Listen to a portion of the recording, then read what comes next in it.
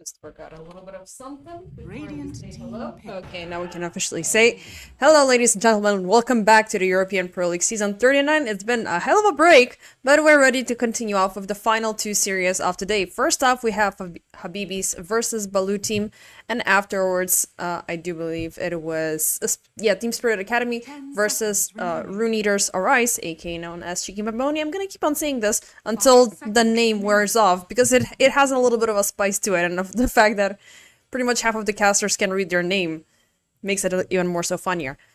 But in terms of this draft, in terms of this series, to begin with, Habibis, well, actually, first off, it was Baloo, who did snatch away Drow Ranger, who did not survive the ban phase, and yeah, it could have been Herd, could have been Shadow Fiend, you know, but still Baloo team decided to opt in for the Drow Ranger instead because she's a lot stronger, a lot more durable, and a lot more impactful as the game keeps on going. Shadow Fiend, in contrast, he has a little bit of a short lifespan, to just to say, in case Habibis want to go a little bit later into the game. As Habibis' response is gonna be Viper, Pudge, Ban, and Templar Assassin right about now.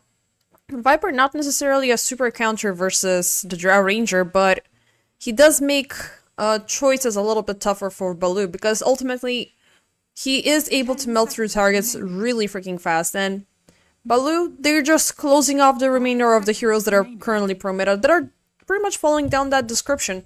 Ultimately, most of them are squishy, but they will add up Undying, Keeper of the Light, and Beastmaster to their ranks. Beastmaster, it's still the favor of going in for the Helm of the Overlord, rather than going in for the Drums of Slum combination, just because you're having that early proactive push and annoyance eventually that grows into the dragon, that pretty much melts through everything right in their path.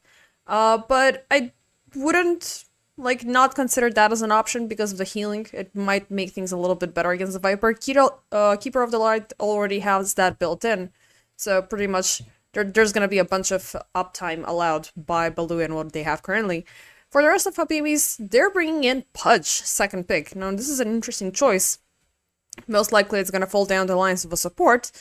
It does add up to the fact that Habibis don't really have a lot of lockdowns in their favor, so I do appreciate him being picked up, because once somebody is getting hooked in, it's gonna be tough for them to get out by foot. So if you already have heroes that are very fast with the execution, such as the Viper and the Templar Assassin, you might be having a good time. And especially if it's a bigger hero, you can instantly follow it up with the Grip, but Banes generally have a very tough time in the early stages of the game, so I'm feeling a little bit fearful of how Habibis are gonna play this one out. 10 seconds remaining. Shortly, we are closing off on the last ban phase, so first off, it's gonna be Darkseer taken away. Not sure really why would that be an option. Maybe they played it before? Actually, they did. They played it versus Ilbris 2 days ago, and it was actually a match that I was covering, but the entire series went to Ilbris with a result of 2-0, so 10 seconds remaining. I mean, it's quite an annoying hero to have, but 5 seconds remaining. I don't know, it doesn't really pair up with anybody as good. I mean, with the Viper, yeah, because you're having one source of huge damage coming out and you can just pretty much race through everybody and melt them. Secondly, it's gotta be Pudge. Templar Assassin and Bane don't really like that, because they don't really like to be facing forward and just chill out in the back lines of the team fight. So yeah, we're not gonna see Sniper, as Baloo, they're left remaining with their mid laner. Underlord is gonna be taken out, but that's a choice that I applaud. It's always a very present hero, very annoying hero to deal with, but I don't know, that poses the question. Are we looking at a Viper going in as an offlaner here, or are we looking at him as a mid lane contender? Since it's gonna be Baloo first revealing this, Habibis can easily make that switch and focus with the Viper on punishing the Drow Ranger, but it might be a little bit difficult for them.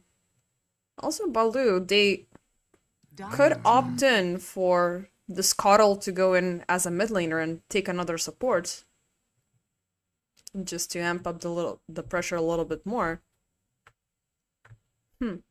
Decisions. It's gonna be a fast one, and indeed it's gonna be a support. Rubik, last pick. It's somewhat surprising that he survived all the way from starting from bans to picks to see him as the second to last. So, I mean, it's not super hard to pick, but it's always a very strong contender. And in this scenario, you have a lot of stuff to pick. You know, you're always gonna have either a good time getting a hook, or you're gonna get the dismember. Maybe even, you know, the big ultimate is gonna be something fun for you to take. Templar, Assassin, and Viper not necessarily having much to offer. Of course, their main spells are amplifying their right-click damage just a little bit more. Ooh, and to add insult to injury, they're adding it up with a Husker last pick. Okay, this is a funky draft from Habibis. I mean, they have two players, not heroes, but two players that recently got qualified. I think they got qualified from the upper brackets, if I'm not mistaken, at the ENC. So two players are very well warmed up, and I'm talking about Russell and Shushu. So I'm definitely expecting a good performance. At least, well, 2 out of the 5 players being present.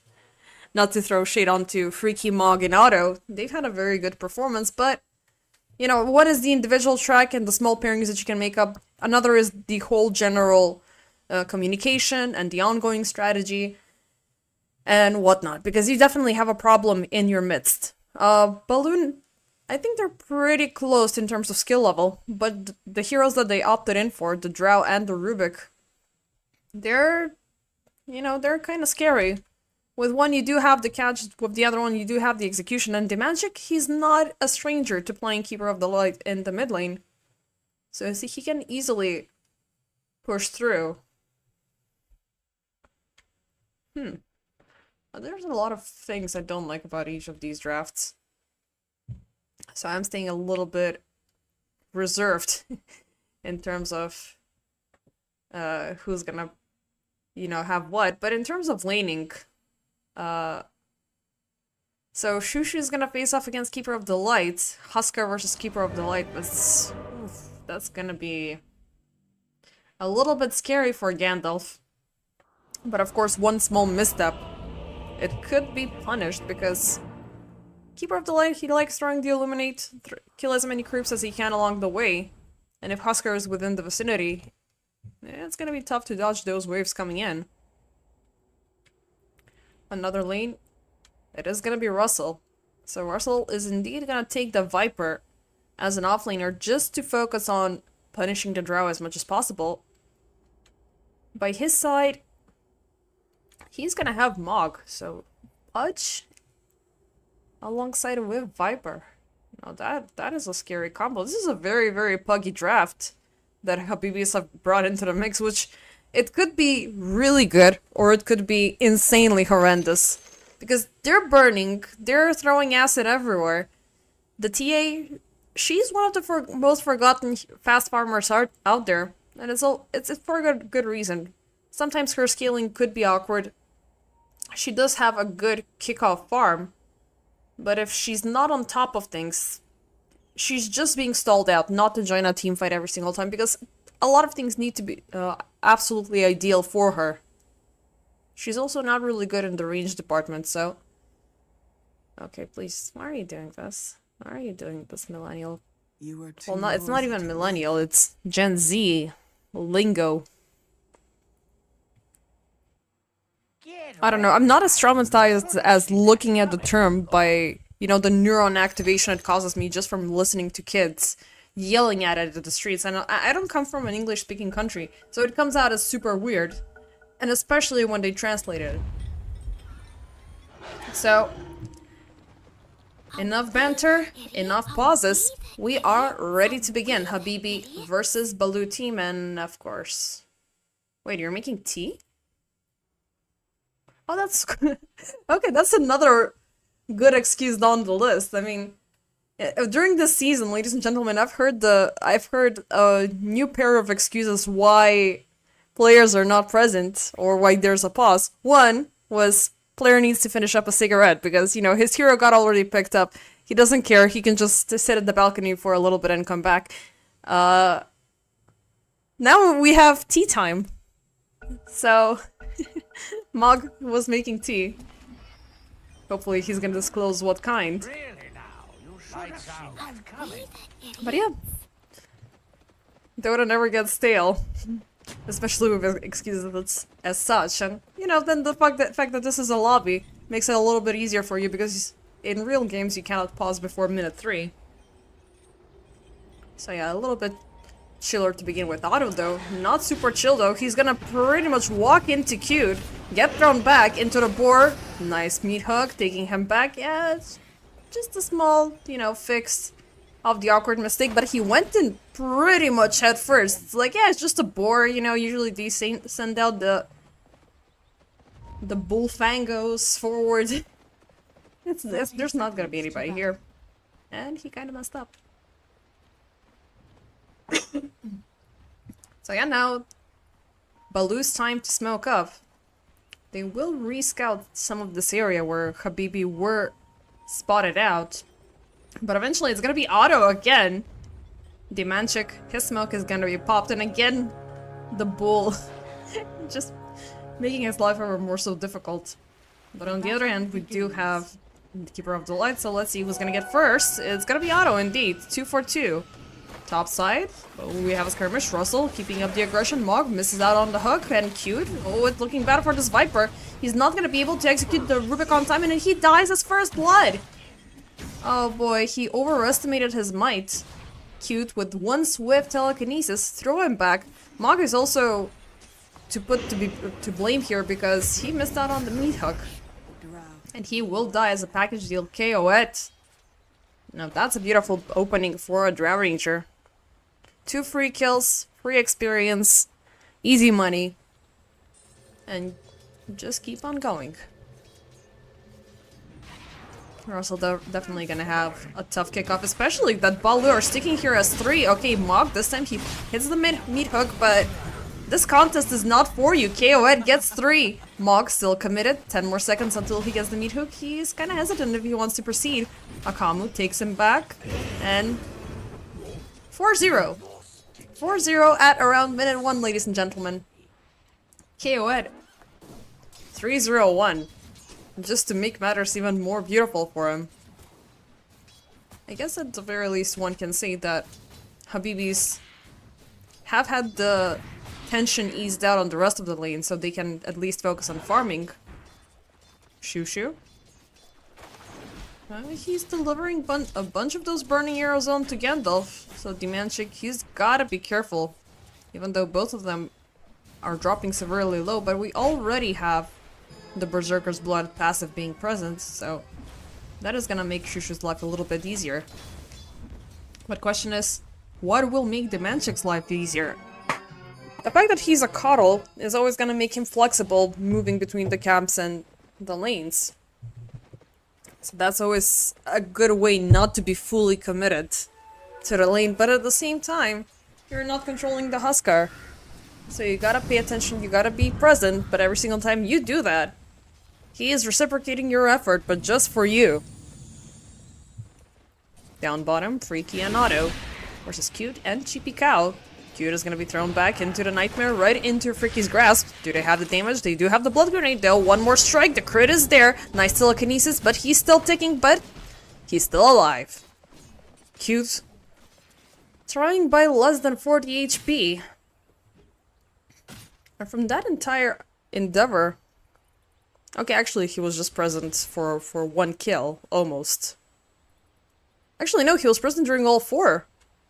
I thought he would have gotten a little bit more curiosity stacks out of those. But I guess he just saw them once, so it's not like... You know, they're gonna refresh every single time. It doesn't amplify as far as I know. Yeah, it's just... If he sees an enemy hero.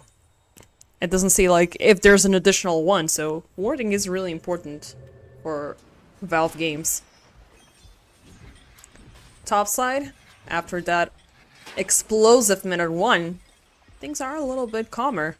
With Akamo, well, he's looking decent. I mean, he's still lacking in terms of last hits, but he was busy killing heroes instead. TA and Huskar currently at the top of things. It seems like Demanchik once again gets caught up by the burning arrows. Shoo. I mean, he's gotta be careful with this because at the same time he is wasting his own HP, so going ultra deep might just backfire.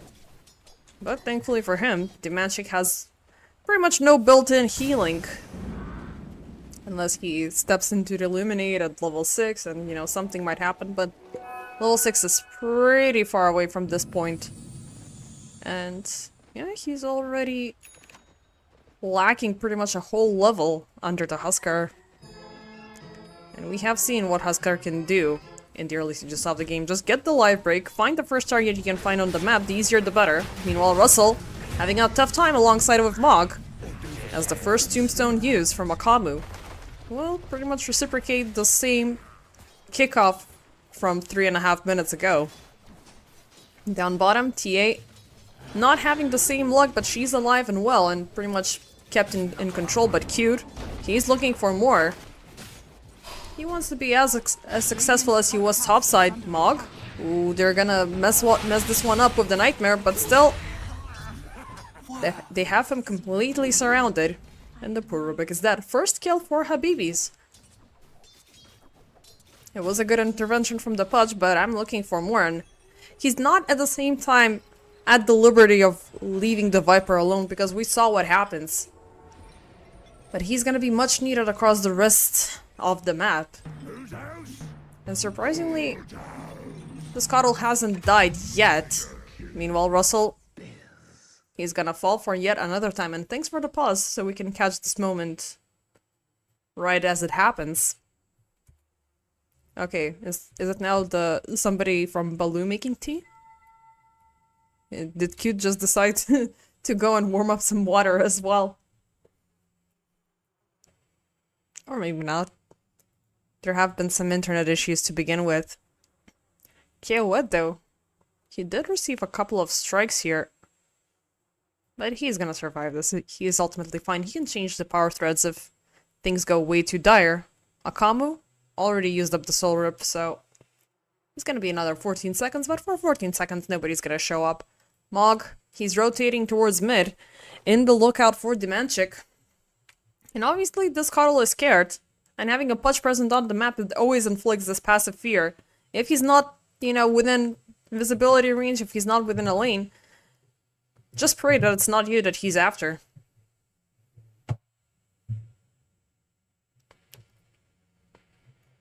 So yeah, we're just gonna wait out for 2 minutes, hopefully less. Down bottom, things for TA so far, they've been pretty fine for Cheapy Cow as well. And Beastmaster, same as Doom, same as, you know, all of these. I'm gonna chill out. I have either one extra ability to make it faster for me to take down creeps, or I'm having additional units pre-built in. I'm just gonna push in and do my own bidding. And, you know, everything is gonna come along my way. As long as I focus, as long as I farm. And of course, once you get the roar, it always makes things a lot easier. And plus, you do have 2 heroes that are definitely gonna be wielding a BKB, so let them pop their immunity. We're gonna pop their roar right in their tracks. Okay, let's see where we left off. KOed, he does survive the remainder of the burning damage coming in from the Viper. Dimanchik, healing self completely used up without any interruptions, but he's still haunted, as Mog was looking for him. Thankfully, he has a deep observer, so he knows what's happening. Yet again, Mog, he's not gonna walk away empty-handed, and he's still staying. He's still lurking in the shadows, waiting for a poor, helpless old man to show up for his taken. And he's got his eyes on him. Little does Dimanchik know that there is indeed a ward there. And look at how careful he is. At least he's trying to be. But he's still well within range. But he is, you know, passively trying to block out this little bit of range. Or at least I hope so, that he's playing so meta. But yet again, Mog is behind him. Dimanchik. Oh, he's dancing around the towers, trying to push him into tier number 2. Beautiful miss. And of course, well granted. But Mog was way too close, and that's always a problem because you can just, you know, turn away a little bit. And it's a lot easier for him to miss that way. Down bottom, Chipikao, Cute, and Akamu are pushing in. They do find Freaky farming in the side jungle. but they're not looking to punish him instead. They just want to open up the map. They just want to make his life a little bit tougher. They don't have the damage currently, unless we have Drow Ranger joining in. Radiant's bottom tower is under attack. So they're just gonna keep it steady, stay within their ballpark. Radiant's bottom tower has Demantic, fallen. he finally got to level 6, but he's 1k currently behind the Huskar. Thankfully, Undying has been gaining a lot of benefits, and as a support, he's actually quite farmed out. Of course, things that you get for granted for having such a beautiful Drow lane. So he's been compensating in terms of net worth. Boots are... Actually, 7-minute boots on an Undying support is way too soon. Usually you die a lot, but you're currently 204, so it's a good life. Auto, meanwhile, a good kickoff for a Bane, because usually the lamb for slaughter. But again, no kill potential down bottom, just controlling, keeping it stable. Habibis, meanwhile, they're done waiting completely, so if they're not being granted an opportunity, they're gonna go to look for it. Mog, though, I guess they're hesitant of how they can make their approach, or maybe they can go in for an easier target. They don't have to dismember, which is making things a little bit awkward. But you can go for Rubik. Rubik is an easy target. You don't have anything, just pop the life break, jump in. The Magic though on the side, they will still commit for the Rubik, but instead, actually no, they refocus onto Gandalf instead, who's gonna pop the Illuminate, will heal up just a little bit, but not enough. Shoo. He's still within tower range, he's receiving a lot of damage, but pops the armlet, and all in all, it's gonna be a 2 for 2. Both mid laners die, but so do their supports, and also the Tombstone was called in here. Beastmaster actually joined in as well to help if, you know, he was needed, but I think they kind of overlapped there with the teleports. Maybe if Chippy-Cow arrived Under attack. sometime before the Undying, it would have been easier to set up with the Roar. And maybe the Manchik would have lived, but no, actually, I don't think it would have been the case. Burning arrows are, well, at level 2, they're way too punishing for this poor old hero. Unfortunately, he died first, so he's not even granted a slither of experience. Top side though, KO8, under siege. They're popping everything they have upon the Drow. And I guess it's Balu being a little bit too outnumbered here. And a big streak, granted just like that for Freaky. Mog. Come on, man, just give us one meat hook. Make it land. Did you get the previous one? I mean, you used that, obviously. But I guess you hit it, just because the Drow position was completely out of comfort. She was playing around this part of the map where Freaky currently is standing. So you don't walk right over there unless things are really scarce. Russell finds a Kamu as well, but he's back quite fast. Either way, without a Drow and without the Beastmaster, who definitely does not want to join on this one, but he does have a big roar in the bag. They're still TPing in. Oh, that's a little bit ballsy there, Akamu. They'll let the tower die, but they know where Freaky is, so maybe we can just kill the Templar Assassin. Do to them as they did to us. Auto, guys in the Illuminate. Russell receives a lot of damage and TP out. It's not the big one, but it's 2 heroes, still keeping Balu within the advantage. At least kill-wise. Because both tier 1 towers have fallen upon the mid lane, upon the safe lanes. And it's gonna be a little bit tough now for KO and both Freaky at the same time. But Freaky, I mean, at least you're wasting money from your enemies. Because when you melt, you gotta pray that they have something to detect you with. Drow, if she gets encounter on the other hand, is just a gust that she needs to avoid. And she's gonna pop it at the first instance. And with, well, 3 range on the other side, it's gonna be a little bit tougher for you to catch the rest. Meanwhile, Shoo doing whatever a good Huskar does once he gets the armlet and level 3 of the Burning Spears, and that is go for Roche. Radiant's bottom tower. Hopefully he's not gonna die. I mean, he shouldn't, right? I'll just stay and observe just in case. Nah, I don't think so. The armlet is doing the toggle, he's having the passive healing. Nothing too satisfying, nothing too fascinating. Around mid lane though, there was a lot of heroes. I thought there was a little bit of a team fight. Auto. He's gonna die by a neutral.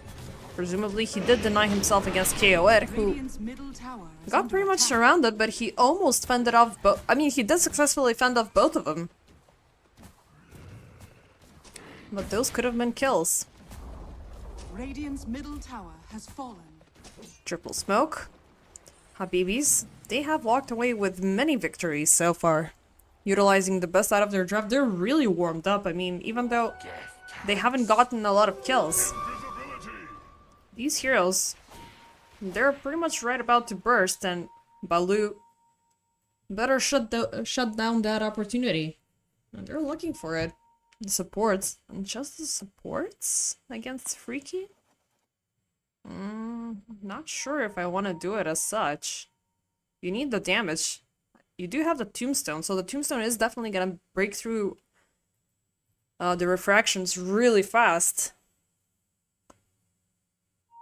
And Freaky is not gonna turn around to hit the tombstone. If he does, he's gonna be thrown into the air jail. So let's just see, it might as well happen. But also, what am I talking about? Chipikao is within the vicinity, so he can definitely help out.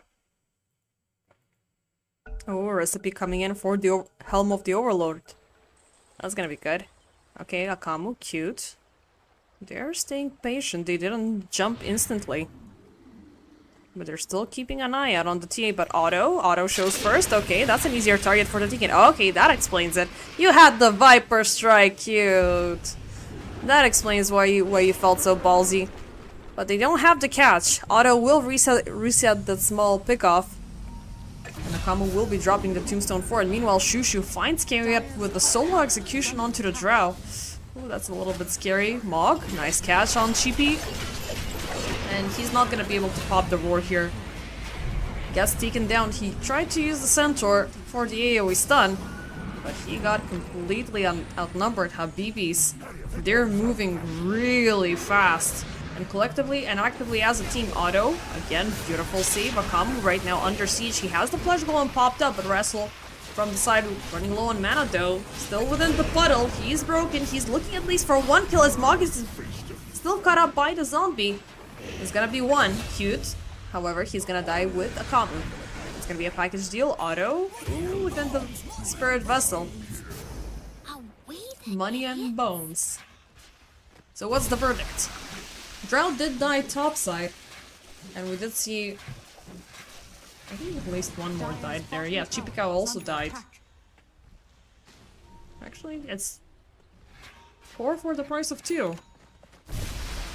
Took me a bit to figure out because sometimes, I don't know why the background color messed me up. It looked like there were more greens than reds. Or maybe I'm starting to get colorblind. That's also a possibility. Or maybe I need a new monitor, which is making me think that there's something wrong with my eyesight. Are scanning.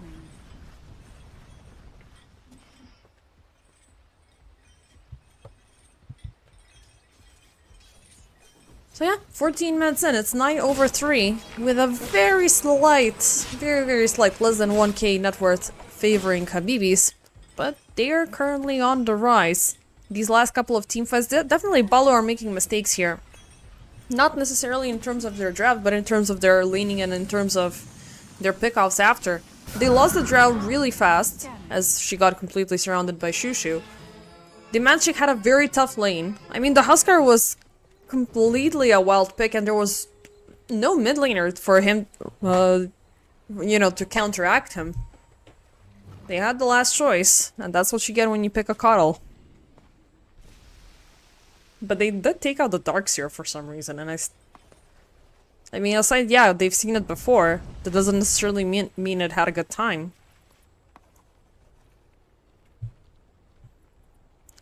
Yeah, Huskar was forgotten. Dire's top tower is TA. under attack. She's got the dead, so fresh off the shop, and then just working on that range problem. You're gonna have the Dragon Lance, Blink Dagger into the BKB, and afterwards, it's gonna be a Crystallis.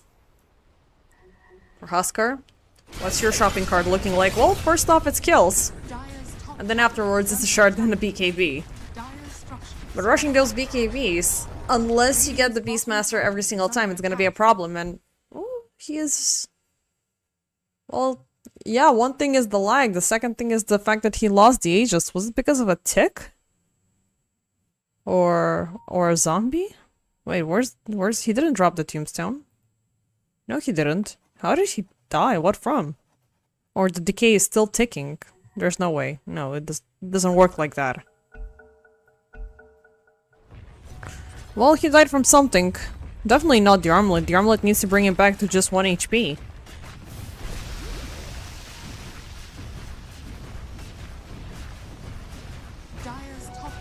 No, this shouldn't kill you. I don't know what did. Maybe just the tower.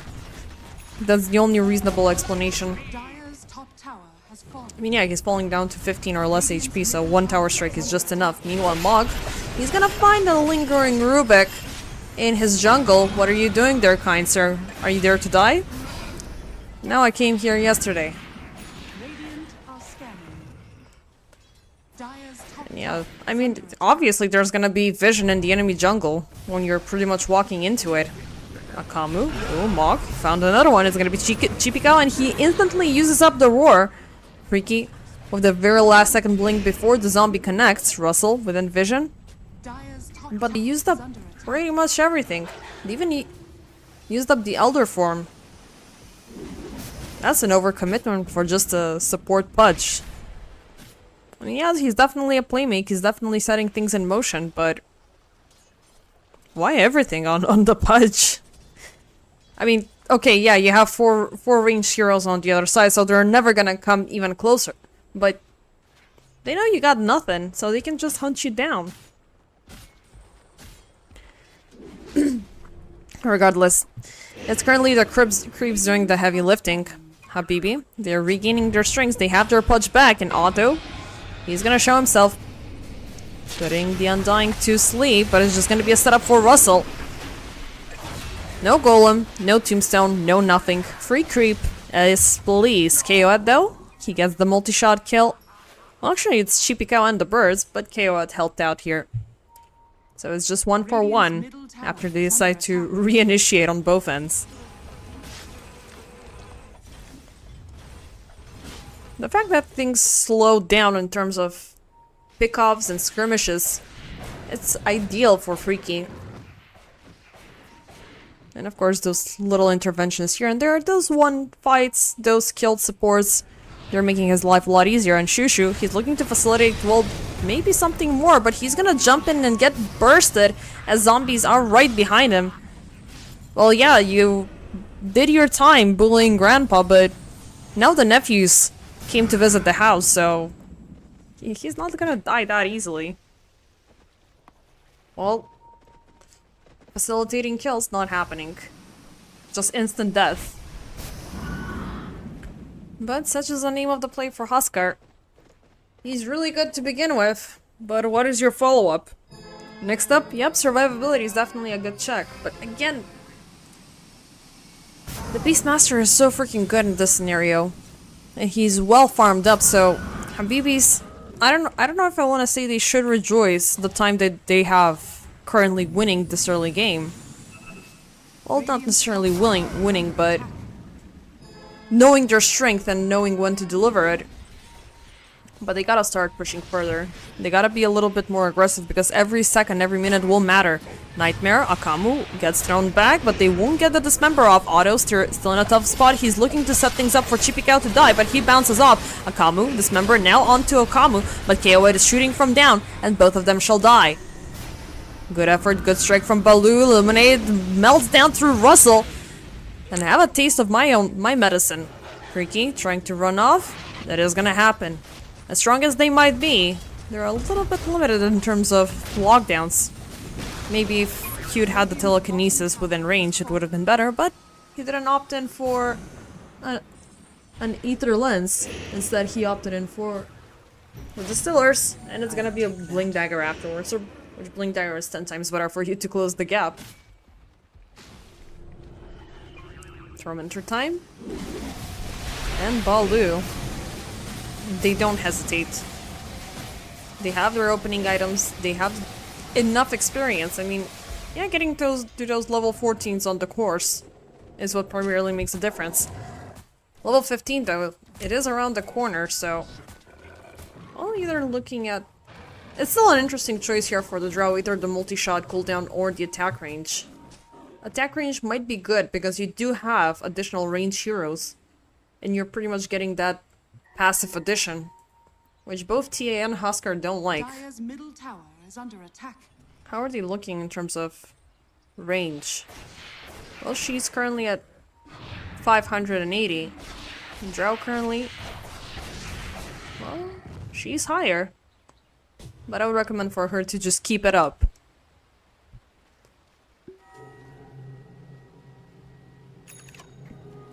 Shrine taken on one end, the other one...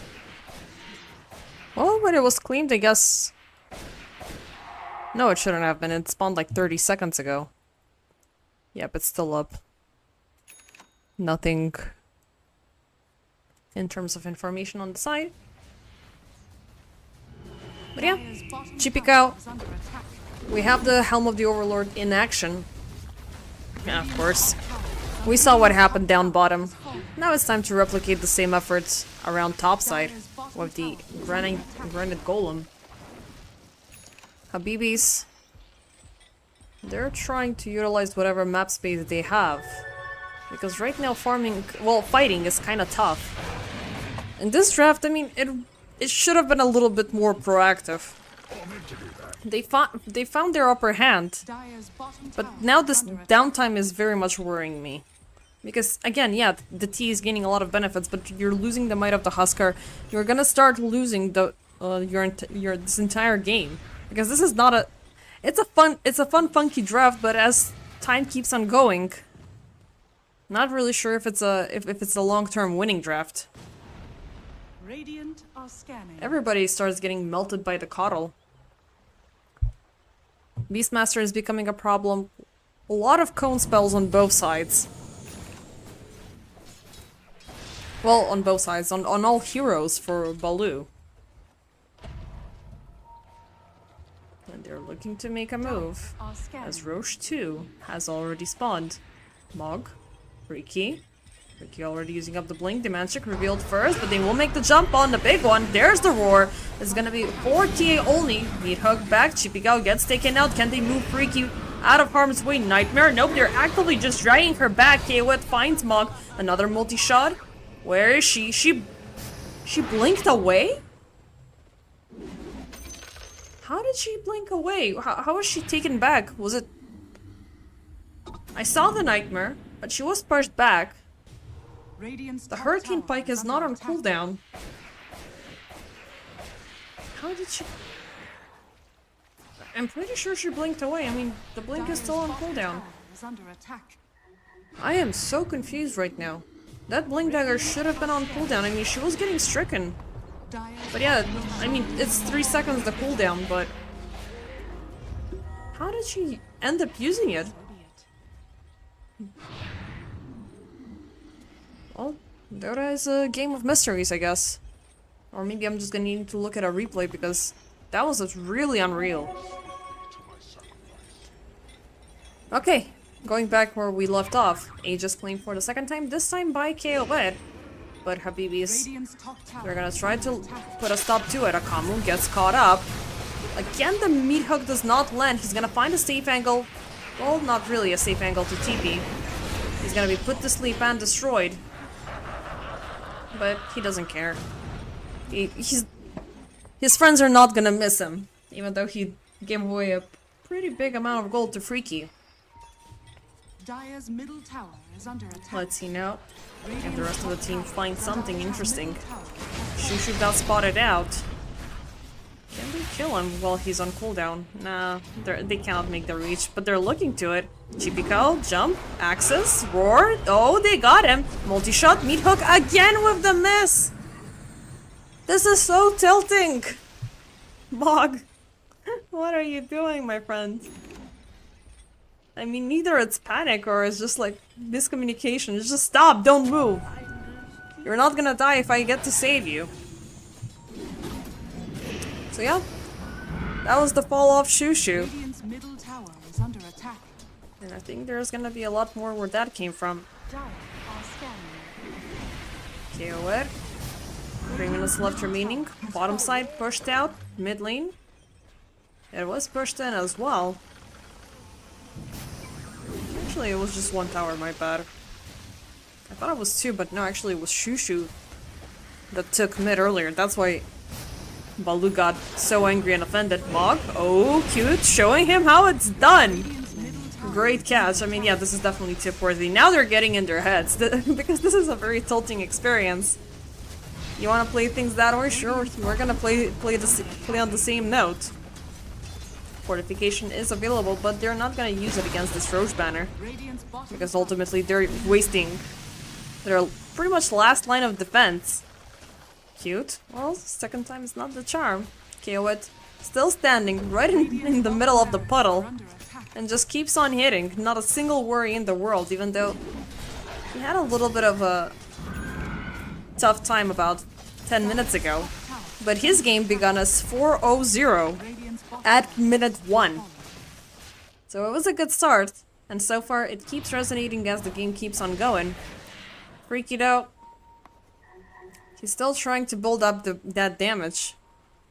But again, it's just that lack of frontline. It's just Pudge being thrown into the middle of things. And he's not the one that's supposed to jump in. He's the one that needs to facilitate. But we saw so many meat hooks miss across this entire match. 27 minutes. It hasn't been a lot, but there's been so many of them. It's kind of tough. I don't know ideally how far you can go with this draft. I want to say maybe they have 10 minutes at most, unless Baloo make a insanely dire mistake, but they at the same time have so many ways to, you know, fix it up. You do have the roar for the reset, you have the telekinesis, you have a lot of heals to help you out from the coddle. We have the tombstone safe. You have the gush. You have still the Aegis for a full minute. So yeah. Radiant's top tower is under Let's see how much it's gonna take them to get on high ground. Habibis, they're not taking any residence there. As they're still in dire need for farm, they're still trying Radiant's to patch up as much as they can from this game. How are the supports looking? Auto? Not even a glimmer. And at the same time, he needs to save up for buyback. Radiant's top tower is Russell under attack. going in for the BKB. But Baloo, they might be going in for your base. Because they're still stacked up top side. Mog. Oh, this time he's gonna hit. It's gonna be cute. Tries to telekinesis up. Nope, but the roar is gonna put things to a halt. Instantly caught up. Put silenced up. Put to a nightmare. But he's gone. And without him, it's just those 4 range waiting on the defense. I mean, that's the scariest part of this. And he already used up the roar.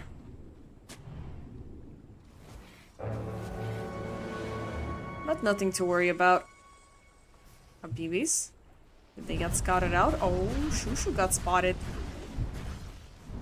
But they don't have anybody on the double just to shut him down as they did earlier. I mean, the majority of the fact that Baloo were able, you know, to do the last things that they've done for the last 5 minutes is mainly because Shushu got taken down first on every single occasion.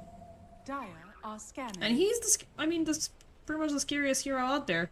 Viper is still feeling like second best, but they're still, oh, they actually caught him. But they didn't keep him held up for long enough. Or maybe he just ran off. Nothing too spectacular just happened.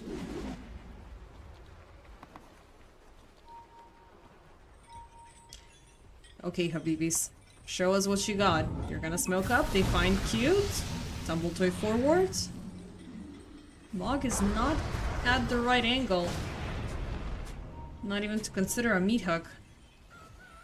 And they lost their element of surprise. Shushu once again up into the fray. They're gonna take him back. Just playing a little bit with their food, as it seems. As they are maintaining the high ground, Anakin. And they're not willing You got get off of it, KO it. Let's see what he does. He's gonna make the catch, breaks Shushu, instantly put to sleep. Russell, they're gonna throw the strike, they're gonna throw everything they have, and they know he's got no second life. So he's gotta back away. Freaky, nice damage, almost cleaves down Cute. Tombstone drop, Mog, caught up, multi-shot, nicely done. 1-for-1, support for support so far. With KO surviving that primary onslaught. Russell though, ooh, Shushu, he's gonna jump in onto Cute, beautiful Ghost Scepter use, and Shushu's gone. Odo trying to bring back the Manchik, but yeah, he's just gonna die. Chippy Cow, BKB up, oh, he just got burned down. Russell, beautiful Manta avoid there from the Illuminate, and they have Gandalf caught up into the grip, easy for the taken. Beautiful defense from Habibis.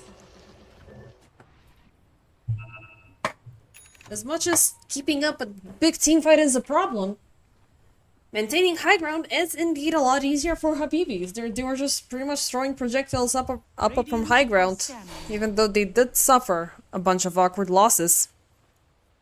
I mean, 3 with a buyback for 4. I guess you can be fine with it. Also, the mistakes made by Baloo, the Manchik, he went in a little bit greedily to take down Russell with the Illuminate, which, yeah, he just jumped in. And pretty much Habibi got the situation that they were hoping for a very, very long time. Damage output from the Viper was also satisfactory because, again, they had that big lockdown. But during a team fight, when they were gathered out, there was this very scary moment when Cute almost got cleaved down by Freaky.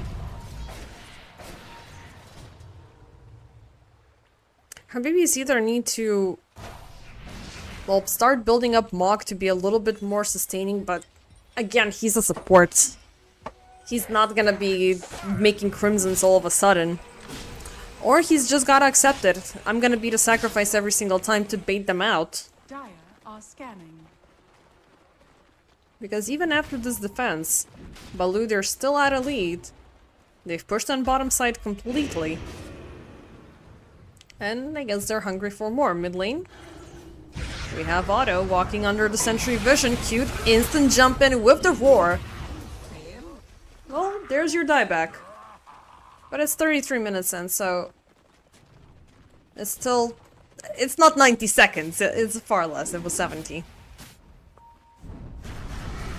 Good catch. And currently at level 3, the roar is not even feeling like a big commitment. But Shushu, ooh, he was lingering a little bit too long there. And yep, he got broken. Instant break, instant catch, just kill on sight every single time. Oh wait, this is still from the last team fight.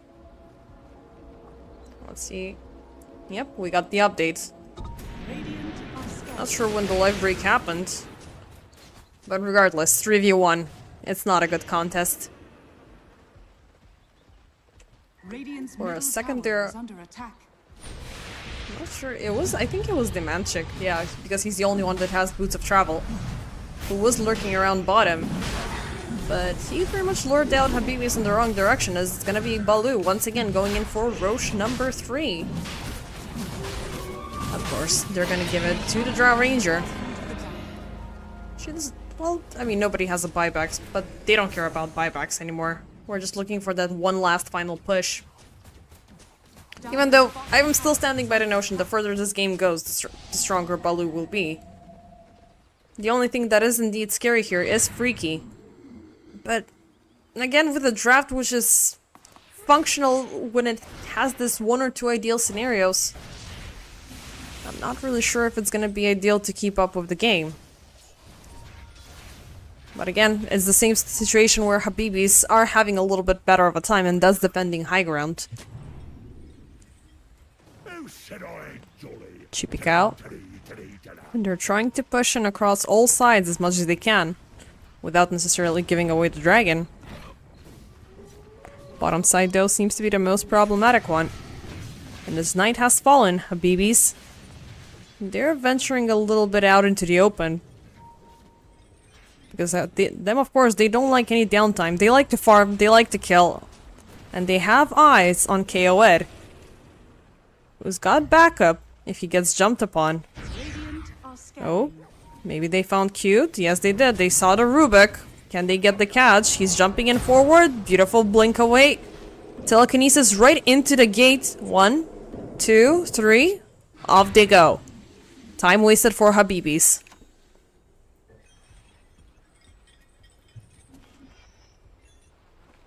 Ooh, that was scary for a second. But the hesitation from Habibis is what bought Balu all of this time. Let's go for KOat. No, let's go for Rubik instead. No, let's go for that guy. And then all of them ran through. I mean, cute, he realized he was under siege. Potentially. As he is the flag bearer for his team. Radiant's top tower. So he must stay alive. KOat, without even needing the Roche banner, he's gonna climb on the glacier, take down the top tower, and going in for the Rex. Thanks for the creep. KOed is not gonna be hooked up. Chippy Cow, his creeps are being his creep is being stricken down, but it's still alive and ready to keep up with the push. Now let's do the same thing down middle. Even if KOed oversteps, he's fine. I mean, he's technically got the high ground. Just avoids the meat hook time after time again. Radiant's middle tower. Banner is gonna fall, but Freaky is gonna be far too late. Radiant structures are Now it's time to pop the fortification. Final racks are exposed. Let's see if Balu are willing to make the move. They have 2 more solid minutes. Will of the Wisp. Okay, they're keeping them occupied. They're trying to... Okay, Russell is gonna get within it. They're just messing with them right now. KOed gets healed up. Auto trying to be sneaky here, but it's not gonna be successful. Shushu jumping in with the fire.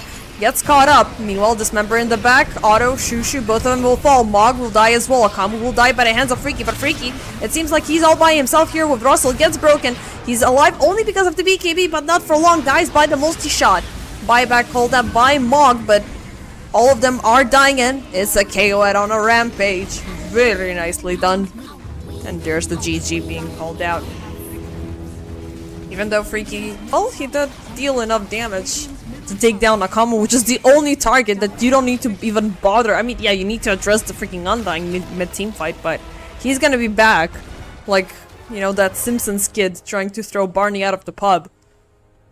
And yo, it's gonna be Balu with a more stable, more concrete, more grounded draft that win over Habibis. But again, Habibis, they had a funky draft, very pug-like, very, you know, funky, but the fact that you need to have a very big network difference by the time you exit the laning stage. And just jumping between 1 or 2 and KOed having a 4 or 2 at 1 minute, that's not how you begin.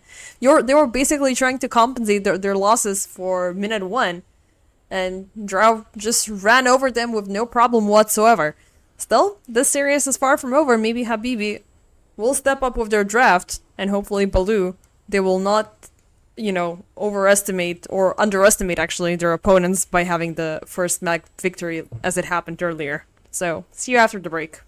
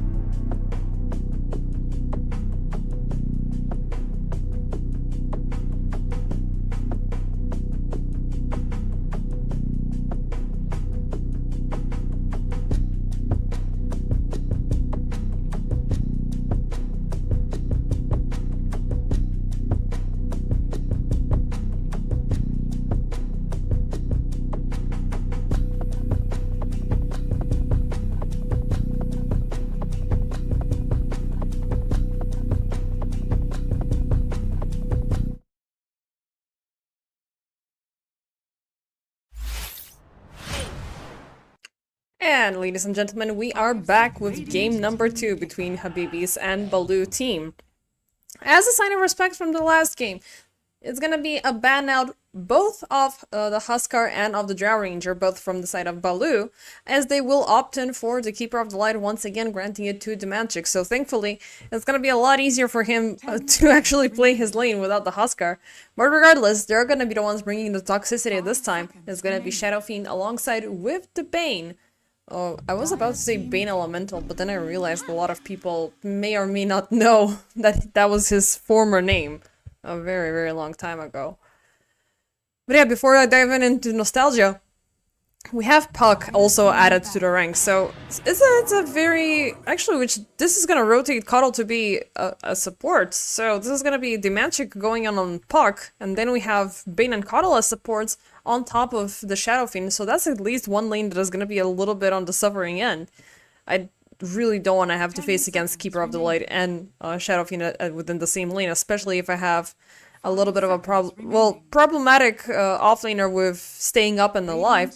They're gonna allow Darkseer to pass through, a hero that was banned out by Baloo last time, so let's see what Habibis have to bring in store with this guy. Clockwork Ringmaster are gonna be added to their ranks alongside it with Void Spirit. So we are in anticipation of the carry, which is, well, not to be said for Baloo. We're waiting for their offlaner instead, so trying to slow things down in terms of the aggression. Bristleback is going to be taken down. Turboblade is going to be removed as well. We already have Beastmaster and Axe out of the picture. Chipika on the Beastmaster was absolutely amazing. And as per usual, Underlord is going to be removed. But yeah, the Beastmaster having those extra creeps added to the mix really did help out with the high ground siege, which was definitely the biggest problem that Baloo had against Habibi. Mainly because their draft was relying on 4 insanely good ranged heroes, but aside from the insane amount of damage, they didn't have a front line, they didn't have a super strong lockdown, which is the same case for Baloo and in terms of their draft, but eventually they got the silences up, they had breaks, they had whatnot, like everything that they could have wanted, and they were just able to burst through Shushu like he's pretty much made out of butter. So yeah. Last bans coming in is going to be Abaddon taken away last. Interesting choice not to... Well, it could be a player favorite. It could be something that they were playing during ENC. Unfortunately, I was not here to watch the entirety of it because mainly I was here with you guys. Or, you know, doing some other errands in between. 5 seconds remaining. But what else could be interesting? Wind Ranger has been removed as well. They could go in for Sven or something like that. Or, why not Tiny Carry? That's been something that has been played out massively. But I'm not really sure if it's the right choice here. I mean, it's gonna be tough for Baloo and their final choice. Especially since it's gonna be a Slardar. I mean, Slardar last game that we watched him, he had a very, very tough time. Hopefully it's not gonna reach a state where Baloo will need to 100% depend on him, and hopefully he's gonna have a good enough of a lane. Because we've seen what happens when a Slardar suffers, and when he's not able to withstand any frontlining for his team. But then again, you do have a Calm, you do have Demantic, so you do have, well, 1.5 other initiators that can jump in instead of you and keep targets locked down for KO and queued to execute, so definitely you could just set things up with the Corrosive Haze and amplify things. But again, this is not feeling like a long-term draft from Baloo. They could be falling off down the same mistake that Habibis did last time, but this is a little bit more down the lines of the meta. So it does feel a little bit more comfortable compared to the even shorter lifespan of a Huskar. For Habibis, they have Clockwork, they have the Darkseer. Otto and Russell, it should be a fun combination if they manage to get those hook shots.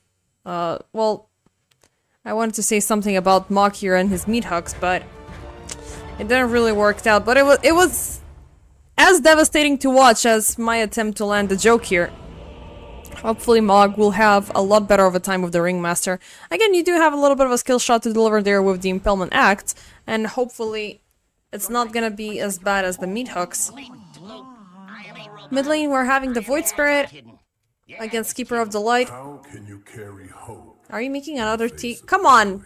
Are you smoking now? Second time in a row. I think it's with you guys all the time.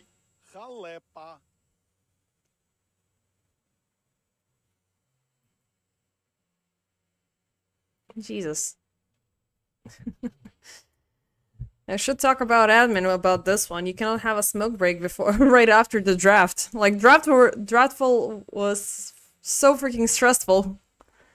Not only did we had to take a smoke break, but it also broke our game right after.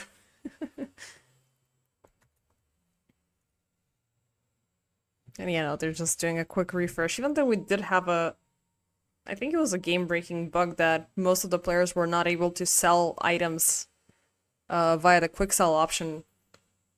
So that happened at one point, but all were in unison and in agreement that they should continue regardless. If there's any other way, they can just, you know, swap it. Take a half second to bring it back on the courier. Okay, seriously, you're not gonna keep us here for 2 minutes, guys. Guys, I have about 450 people watching on stream, and we're just waiting for you to finish up with your smoke break. This is a little bit unfair. But... okay, that's not gonna be as long as I anticipated. So we're good to go. But yeah, looking at the lanes, mid lane should be favorable for the Coddle, especially... well, actually, no, correction. It's not the Coddle. It's the Puck. I still thought that it was going to be the Mantic playing that hero. But actually, it should be ever more so favorable for the Puck, because he is evasive. He is generally known to be punishing melee heroes who are trying to make their lives a little bit easier. But there's evasion versus evasion on both ends. So, it may or may not end up being... well... not sure if it's funny because he said it, but...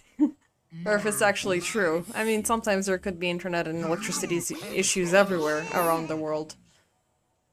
But yeah, it's gonna be very evasive between these two, so it's just gonna be down to farming. In terms of the lanes, so it's gonna be KO'd onto the Shadow Fiend, which is always scary to see. And he's gonna be side by side with Akamu, who's also dealing... well, the brain sap damage is absolutely devastating. The Nightmare is gonna bring targets a little bit closer, which leaves remaining Coddle to stay alongside with the Slardar. Now, I do like that lane, because you are having the aggressive support, and with the little bit more of a passive offlaner. And he's gonna be looking to punish the Tiny as much as possible. But I am anticipating rotations to come in and to punish Freaky. Early game, Tiny definitely having a little bit of a shaky time. Not as impactful as the other carries out there. And I think he was way too spammed during season 37 and 38. But I do believe that Baller are gonna have a good read on it. Deep vision and deep scouting coming in from Habibis. But they won't be able to snatch away that bounty. 3 bounties granted to Baloo. And they... oh, Chipiko? Well, that's where that one additional steal went. And there's still one more bounty remaining that nobody has claimed yet. Did you even see it? I mean... well, it's right at the edge there. Maybe the Manchik spotted it out? My dude? Bounty? Yes, bounty? Yes, definitely. I mean, now you should see it. Or, I guess he's just busy with scaring away Shushu instead. But, oh, orb? There you go. Make it 4. All 4 bounties are gonna go for Baloo. Now we can carry on with the laning stage without my OCD bursting through the roof. Because I've seen bounty runes being forgotten for like 5 minutes. That's just sad. So yeah, Coddle with Mog. It could be tough for Cute to survive this. I mean, 4 charges of the Impalement Axe are... it's a little bit too strong of an opener. But thankfully you do have a support to harass, not necessarily the offlaner, even though Chipika was feeling quite aggressive here to begin with.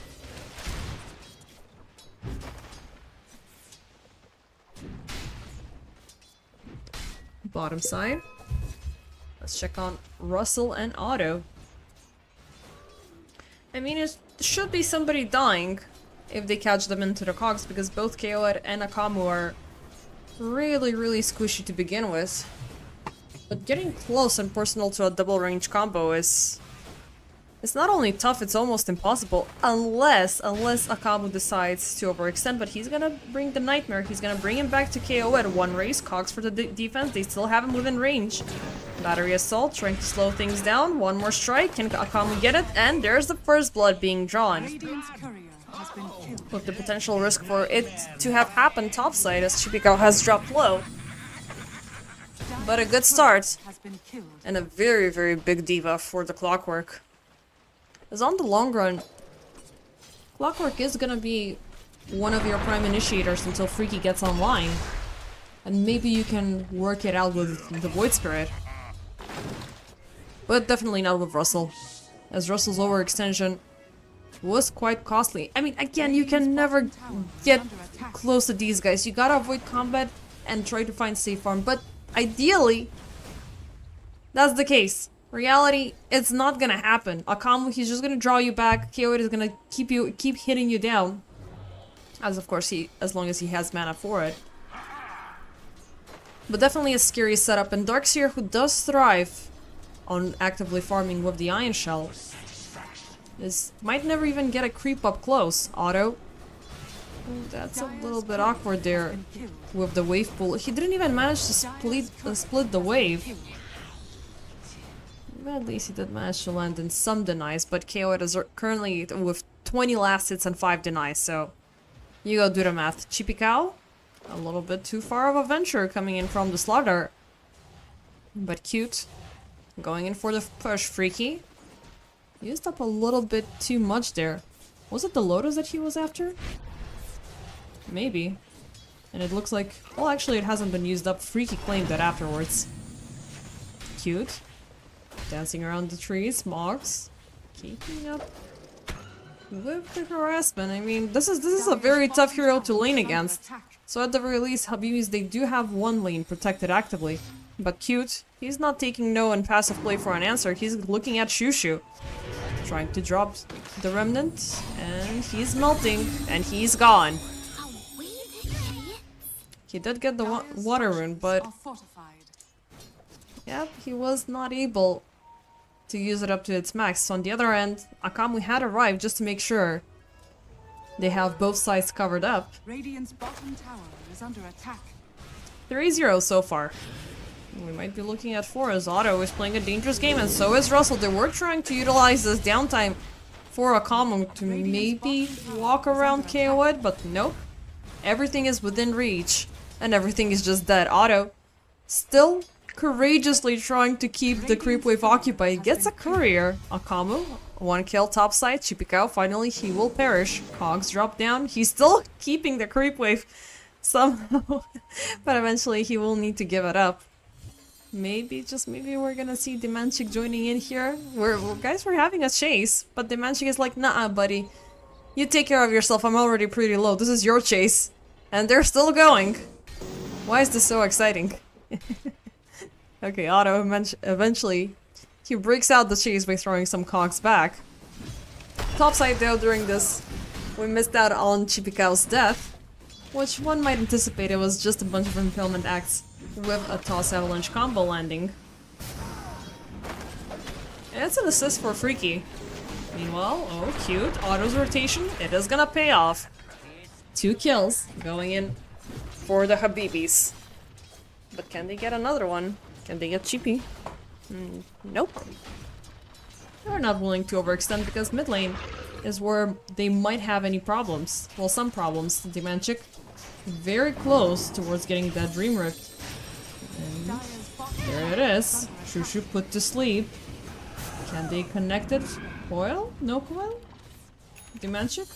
Guys, I needed some extra mana. Maybe I'm gonna do it right about now. He goes for it. Dives in deep. Otto. Pushing him back. And he's gonna lose the connection to Shushu.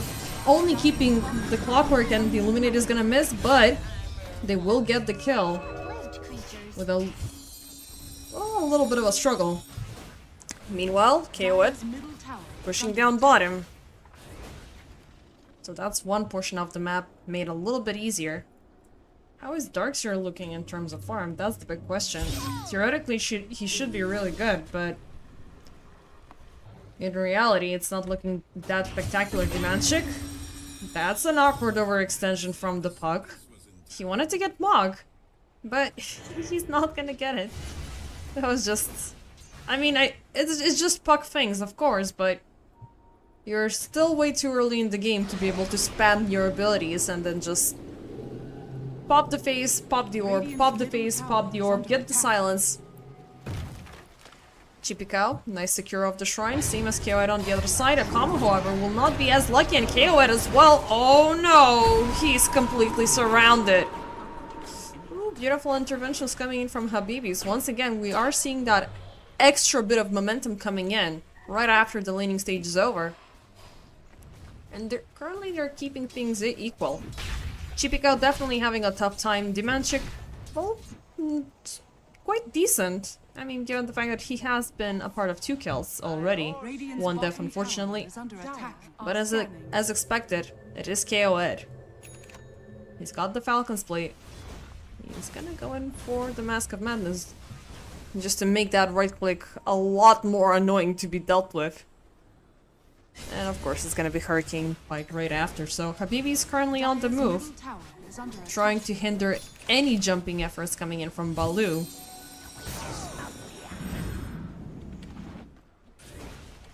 But yeah, for Habibi's, it's currently the reverse scenario compared to the previous game, where Habibis are looking for this game to extend as much as it can. But I have a problem with their offlaner. I mean, as much as Darkseer is great for the setup with the Surge, Vacuum, and Wall, and then throwing back the damage that the enemy team has, we haven't seen that in such a freaking long time, so I'm questioning it whether it's gonna happen or not. Maybe in the later stages of the game, it could. Baloo currently, they are a little bit withdrawn. They have received a couple of bad punches, as Habibis, they're actively rotating as a team. They're looking to pay Chippy Cow a visit, but Q, he's there. There to help out as much as he can, but Shushu takes him back with the Remnant. Chippy, oh, he's gonna get out of the puddle. And he's just gonna die, Akamu. No grip. Beautiful Dream Coil locking onto both Shushu and onto Freaky. Shushu manages to fend away, but Freaky, he's still locked under tower, trying to set up with the Avalanche. They will get the Remnant off on Dimanchik, but they won't keep him held up for long enough for the kill. Dimanchik, nah, he's not looking for more. He's just gonna withdraw. Even though they could have taken Shushu as well there, but he had the full bottle as he came right in from the base. KO'd, retreats, goes back to his lane. I have allowed Darkseer to farm a little bit too much, so I'm just gonna be getting the hell out of there. And with him being out of the picture, Habibi, they're just gonna double down on their presence. Mog misses with the Impalement Axe. Cute. Oh, he's gonna take the wrong side. Shushu instantly jumps upon him. And he's out. Akamu in the backlines, vacuumed up. And with the Avalanche. Those are 2 ultimates, which they're not gonna be happening for quite a while, and one of them you really, really much need. But yeah, this is basically a scenario. The cat is gone. We're just gonna throw all the parties we can. Even though KO'd, he did have the Requiem. And he did have... I don't know, like... It was a mistake on his end for him to leave, but again, Habibi's communication is really strong, so we have seen them make these interventions really nicely around the mid-game. But eventually its Winter Draft exploded during that previous encounter. Now, if they can just keep this up, it could be great. But Baloo, they're overextending, they're making mistakes. Will of Wonder dropped by Mog, getting both of them locked down. Cute, he's gonna fall. Dimanchik still way out into the open, but don't overextend. Shushu, he's right behind him. Nice silence. He's ticking. Orb. Nice getaway. Right over the Remnant he goes. Well, it is definitely a tough contender for a puck as the game keeps on going, and Shushu's demonstration and the way he's playing out this character is just quite on point. Not sure if Shushu has experience with puck. It's like he's actively anticipating the maneuvers that he's gonna make. So Puck needs to pretty much think one step ahead of him. Cheapy Cow. As anticipated, it was a tough lane for the Slaughter. But as he has got nowhere else to go, he's still sticking around here, trying to farm his heart out for the Blink Dagger, but Mog and Freaky, he realizes Tiny's moving a little bit closer, so I'm just gonna slither away and not linger here any longer, unless I have backup, unless I have some friends to make things a little bit easier. KOA. Mask of Madness is completed. He is currently leading by almost 2k over Freaky.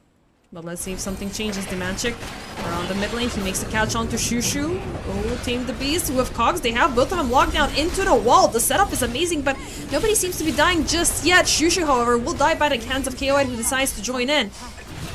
The rest of the crew, they survived the initial onslaught. Mog, he's gonna die by KOI as well. Otto Russell now on the run. Chipikao, he's on his favorable terrain, baby. He's in the river and he can fight.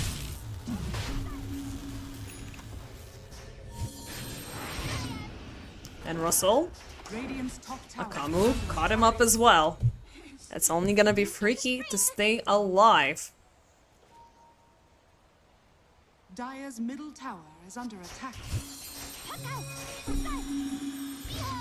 Okay. The setup was great, especially since you got Shushu out of it. I mean, he missed out on the coil for the first 2 or 3 times, which is ideal for a Void Spirit. But if a Void cannot run, he cannot really survive for long enough. But I gotta give it to Habibis. The setup in the backlands was really freaky solid. They did manage to bait him into the cogs, set them with the vacuum into the wall, and keep them locked down. But the damage was not satisfactory, and while Baloo were surviving, KO decided to jump in. And pretty much made things a whole lot easier for him and his farming. As, of course, we also saw the Mask of Madness reveal, so the right-click damage was on point, and he didn't even use the Requiem again. But he may be forced to use it right about now as... well, 3 heroes. Oh, hookshot, Otto. He's gonna get the connection with the cogs. They're trying to drag him back with the Wheel of Wonder. Nicely done. It was looking really scary for a split second there, but they had to overcommit. Meanwhile, top. Cheapy Cow, he's looking for Freaky, but he's a little bit, well, short-handed and a little bit outnumbered, as Akamu was looking for the grip on the sidelines, but Habibi's response was on point still. It's gonna be this time Baloo doubling down on the numbers. They got Otto locked in with the grip in his own cogs. Eventually he's gonna be saved by the escape pack. Shushu joins in. Hello, gentlemen, you're looking pretty low. Why don't I take you to the fountain insanely fast? Both Chippy Cow and Cute will fall.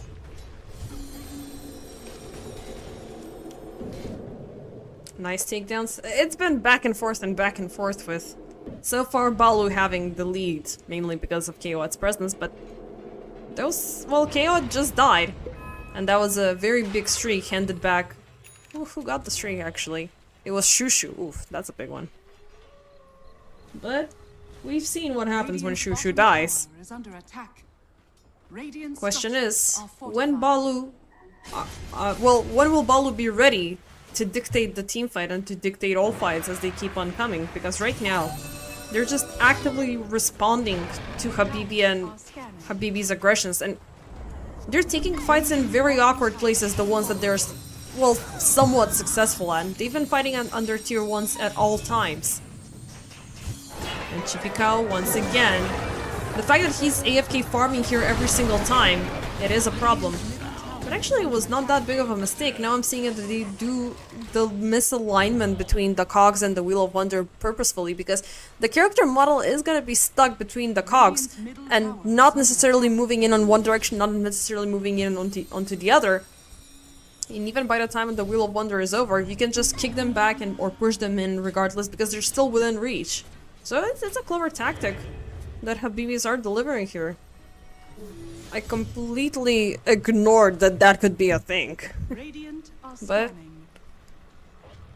I guess it is, and Habibis are making very good use of it. Freaky now smoked up. Oh, he's got the Blink Dagger to reveal alongside with the Echo Saber. is under Okay, attack. let's see if the damage is enough. They have eyes on Akamu in the mid lane. Shushu commits for the jump. Remnant back. He is gonna save himself with the nightmare. Okay, that was scary. Hook. Oh, they got a big one, but an instant phase. This time the cogs will not land on an easy target. Otto misses out on the opportunity. Dream Coil locking onto two. They have Shushu, they have Otto. Shushu, can he get the hell out of there? Because now they have Angered the Beast as KO decides to join in. Look at that damage. But it's gonna be Mog saving himself with the escape pack. Akamu dies in the backlines, but ooh, is it gonna be enough? Russell, nice vacuum, but not nice enough and not fast. Demanchik, he's gonna die. Shushu, he's still alive during this entire endeavor. I mean, they did miss out on the timing while he was stunned from the coil. All in all, Radiant's middle tower is under attack. it is, well, it is equal. Is under attack. With, Radiant structures are unfortunately, fortified. Balu missing out on the two most impactful heroes on the end of Habibi's. Radiant's middle tower has fallen. It was a little bit of an all over the place team fight. It's like, I want to go here, I want to go there, I want to take this guy. No, you gotta save the puck. No, you gotta save me instead. It was way too hectic. And also, Akamu, he did die way too soon. Even though he did make some noble sacrifices there. It didn't even save the tower, which is also a problem. So, I don't know, like, it seems like the mistake every single time the more veteran team makes over the underdog. It's like game one, we're gonna win just because we played respectfully as it is game number one. Game number two, we're just throwing. We're just playing way too casually, and we're making so many mistakes. Otto once again with the hook shot, they find Cutie. And poor old Cutie, he's got nothing to save himself with. I don't know, what... There was a lot of awkward things coming in from Balu, even from the drafting phase. Like, yeah, it looked like they were gonna go in for the Coddle mid once again. So like, Coddle's free, let's just give it to Demanchik, but reality is not as such. As he cannot necessarily fight against the Void, so let's bring in the puck. Dire's middle tower is under But attack. then, we're just left out with a support who needs to get a lot of time to have something that the Dire's Ringmaster middle has tower is under built in. And I'm talking about Will-O-the-Wisp. And Will-O-the-Wisp is, well, guarded by the Aghanim Scepter. And the only thing that you can hope for is get things by the blind. Throw targets back or something, I don't know. The terrain is your friend here. KO it. He's got nothing for stuns. Puck, he needs to commit the coil, which is a big one. Chippy-Cow. Well, I don't want to say we don't talk about Chippy-Cow, but he's been having a tough life and he's still within this game. Meanwhile, Habibis, they're going in for tier 2. Once again, they fight Cute, who's completely surrounded. But yeah, Chippy-Cow, he cannot frontline worth a damn, and he's the one who's got the only reliable and low cooldown Slithering Crush, but if he throws himself out there, he's gonna die. He doesn't have a BKB, he doesn't have anything else to offer. And what we have on Bane is again a very big commitment. The grip is great, but the grip has to go on somebody, and without leaving anybody else to strike you back. So either Akamu needs to start looking into making a BKB now that the Force Staff is done, or he needs to trust that the entire team can keep them at bay, because ideally he either wants to get Shushu or he wants to get Freaky. But then you have the problem of the supports who are way too controlling. You have the Darkseer who is way too controlling. But maybe Balu will get the upper hand. Maybe they'll get a chance for a good team fight now that they're smoked up. But instead, oh, their focus is on the Tormentor, and if Habibis get on top of them right after this while they're broken and wounded... Oh no, you didn't see that, Chippy-Cow. Okay, we're gonna be fast about this. Swift takedown. Cute gets the shard. And Otto does not get the hook shot. Swift run through the gates. And it's like nothing ever happened here. Both of the supports will smoke up.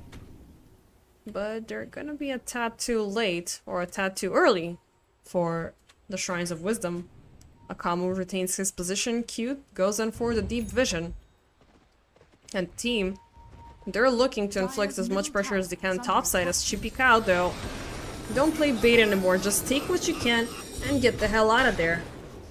They do find Mog though. Shushu eventually he finds Cute. Radiant's They're trying. I'm not sure if they're trying to divide and conquer or divide and get killed a lot easier. Akamu. His patience will eventually grant him the shrine, as KO takes one for the team. But not sure how far experience is gonna get you. They are still leading by net worth, which is obviously a good sign. But they're fighting with one hero less. Second smoke coming in. Habibis. Oh, they're right behind him. Akamu, Freaky, speeding in with the surge. They're gonna catch the bait. He's not gonna last for long. Chipikao being target number 2. Shushu, they have him coiled up. Well, second coil is gonna be dropped, connecting onto 2. But they're not willing to fight into this one. Balu. This is not a team fight. I mean, they were the ones trying to be aggressive here, but they got completely surrounded. Cute looking like target number 2. Habibis. They're swift, they're stompy. They're very, very much on point. And they got a draft up that is pretty much countering every single effort that Balu poured here. And again, just coming back to the notion of how things started. They wanted that coddle so badly. And it just doesn't seem to work out with everything else.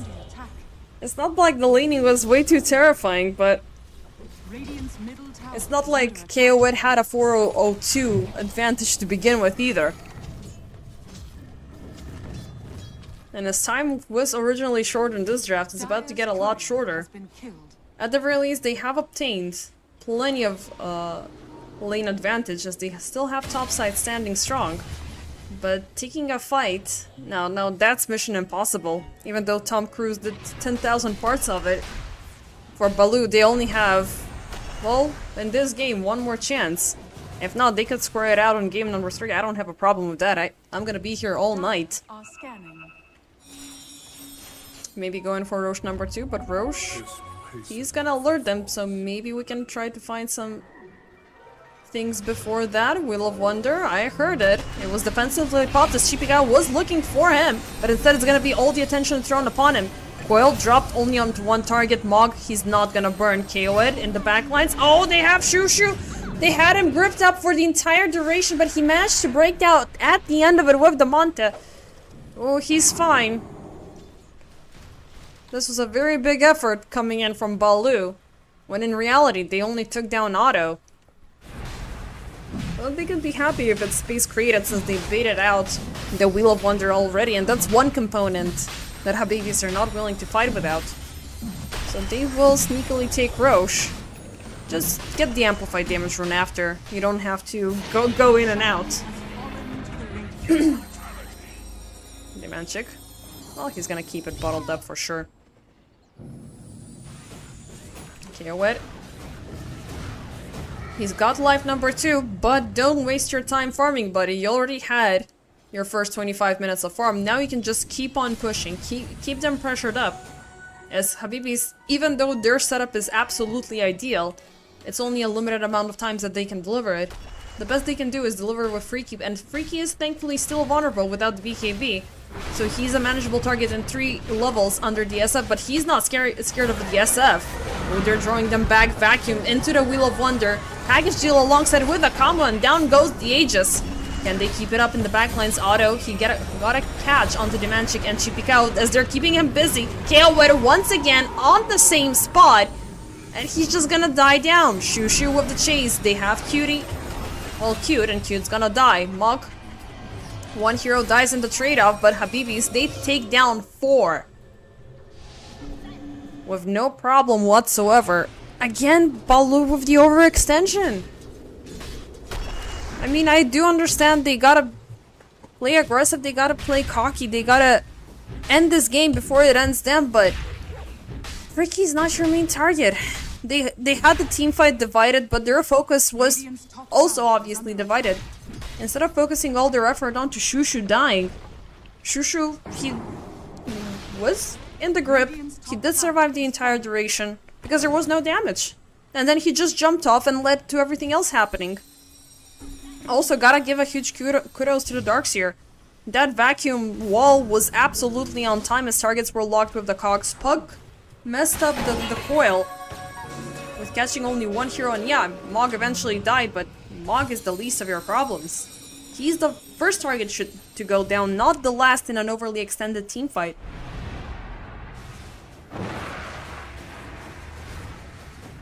Okay, time to roll back one more time. The next time we're gonna be fighting, it's gonna be with the BKBs. Freaky, already working his way up towards one. He's got the harpoon already up and rolling, so that's gonna make things even more so personal with these supports than with Chipikao. Chipikao only wishes he had a harpoon right now, but he can't frown upon the fact that he has a BKB completed, so it might add up a little bit of a layer of durability to at least avoid that aggressive stun lock that Habibis are having. But he's gotta work out a miracle. Akamu being babysat by KOED as if it's minute 7, not 27. It's a tough life. Dire's top tower is under attack. Habibis. They're going in. Well, right now they are pretty much even map-wise. Dire's structures are fortified. Offlaners are obviously on the suffering yet. Cute though. He's had quite the advantage onto this Keeper of Light. Because of course, it's the farming nature of the hero which grants you that. You're getting resources all across the map very, very fast. So he's got the Locket, he's got the Glimmer, working his way up for the Force Staff. While both of the teams, they're pretty much equating the same results. They've pushed in both of the tier 2 offlane towers. But Habibis, they are looking for more. Radiant are scanning. And they're not waiting to linger for that chance. They're willing to grant themselves one. They're moving back into their jungle. Unfortunately, they don't currently have vision onto Baloo, but they have dropped Flare. Freaky trying to close in the gap onto KOED. KOED on the run. Oh, at the edge! Right at the edge! Oh my god! Oh, that's just so bad.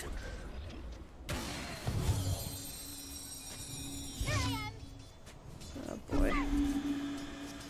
No BKB, no nothing. Well, he was just missing out on the recipe. Oh, that's even more sad. That's indeed super duper sad. So yeah, Habibi is on the run.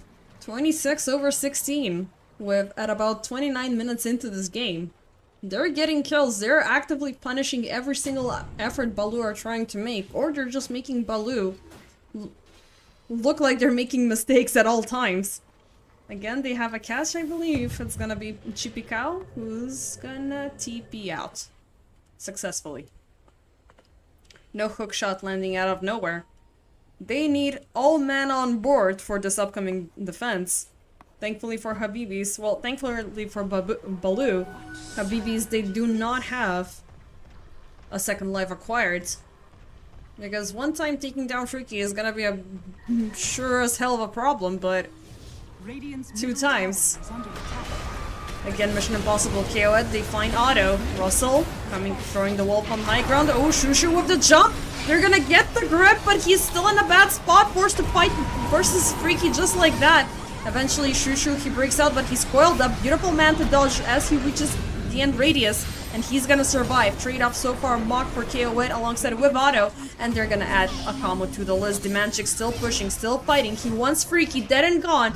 You overstepped, sir. You overstepped way too many times, and now you don't have the BKB, so maybe I can take you down. He still has him, and he's gonna get him. Ooh, Dimanchik. The balls on this guy. I mean, yeah, of course he's got the Octarine core, and oh boy. All in all, who won that team fight? It is actually Baloo. And they took away the Freaky streak, gave it away back to Dimanchik. KOED, definitely this is gonna be the last time he's fighting without the BKB. Because ultimately he was in a tough spot, but that catch from Akamu. He got Shushu, and then they instantly connected it with the coil. Unfortunately, it didn't lead to his demise, but he was not able to fight. By the time he was let go, it was things were already running a little bit too late. But I do believe he's still on a streak. Yeah, he still has that little flamey under the HUD. Same for Russell. If either one of them get taken down, that's gonna be a lot of easy money. But meanwhile, it seems like Demanchik might get the worst out of it. Stun down, vacuum back.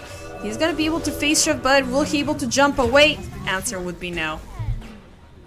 He's not gonna get the blink, nor he's gonna get anything else going on.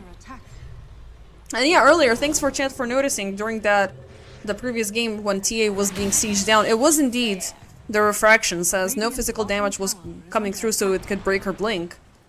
So yeah, that explains how she got out, but now for Freaky. Oh, he's gonna be put to a halt as he's not going home with the TP, but why fight him there in the first place? I mean, yeah, it is nice for you to interrupt the TP, but don't die in the process like Cute is doing right now. I mean, yeah, he baited out the Wheel of Wonder. And he hindered down the effort from Habibis to push down bottom, but a lot of weird stuff happening.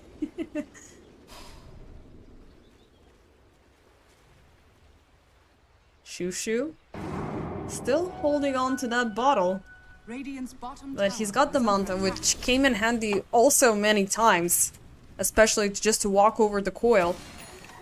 Yule Scepter as well for the defense, and everything else is just grab or evade. Mid lane, oh, it's a catch, but this time, I mean, Akamu is landing these so freaking nicely, but he might just set himself up for death. As KO'd, there's the BKB, first time used up, as he's just gonna right-click Freaky down. The trade-off so far, it is favoring Baloo, but is it gonna favor them on the long run? Otto gets caught up as well. Shushu on the get the hell out of there. Mog, he popped the escape pack. They find Russell around the mid lane. Demanchik with a setup. Chippy looking for more. They want Mog, they want him dead and gone. He's been causing them so much pain and suffering during this entire game, and oh my god, this game doesn't seem to end. It's been 33 minutes, but it feels like we've been here for 66. So what went wrong? Habibis, they wanted to go in for the push, which is not gonna give them the tower.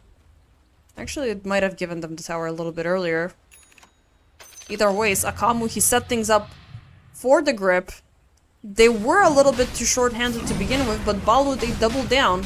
They introduced the BKB to the team fight, and they just reminded Habibis that this Shadow Fiend is still in game.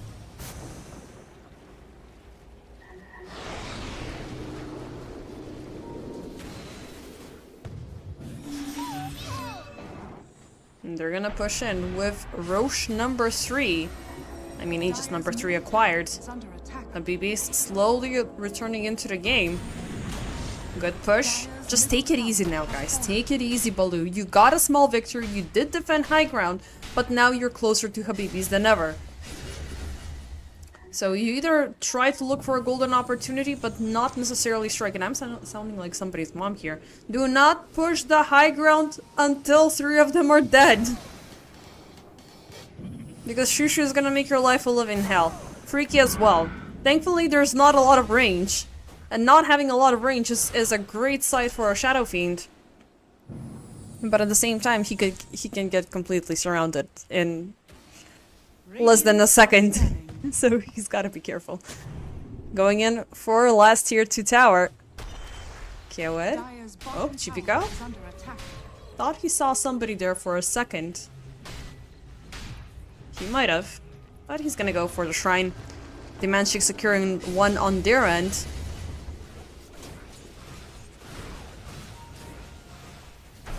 KO'd. He's still pushing in. Habibis, they're not responding. They're a little bit busier around the mid lane. And they got scouted out. Smoked up. Now the boys are ready to go as Habibis. I don't know why they're avoiding this. I mean, they should be defending. Or maybe they're looking for the punishment onto Demanchik or maybe onto somebody. Because Puck is definitely a big kill. But the more time they're wasting lingering here, the more these guys are gonna close in the gap. But Habibis, thankfully, they regroup, they back off. But they still might be in for an awkward surprise. This Mog blinks away very last second. Still, Baloo, they're reobtaining ground. They're getting vision, they're pushing in creep waves. And what they're winning across 2 lanes, Habibis are only winning across 1.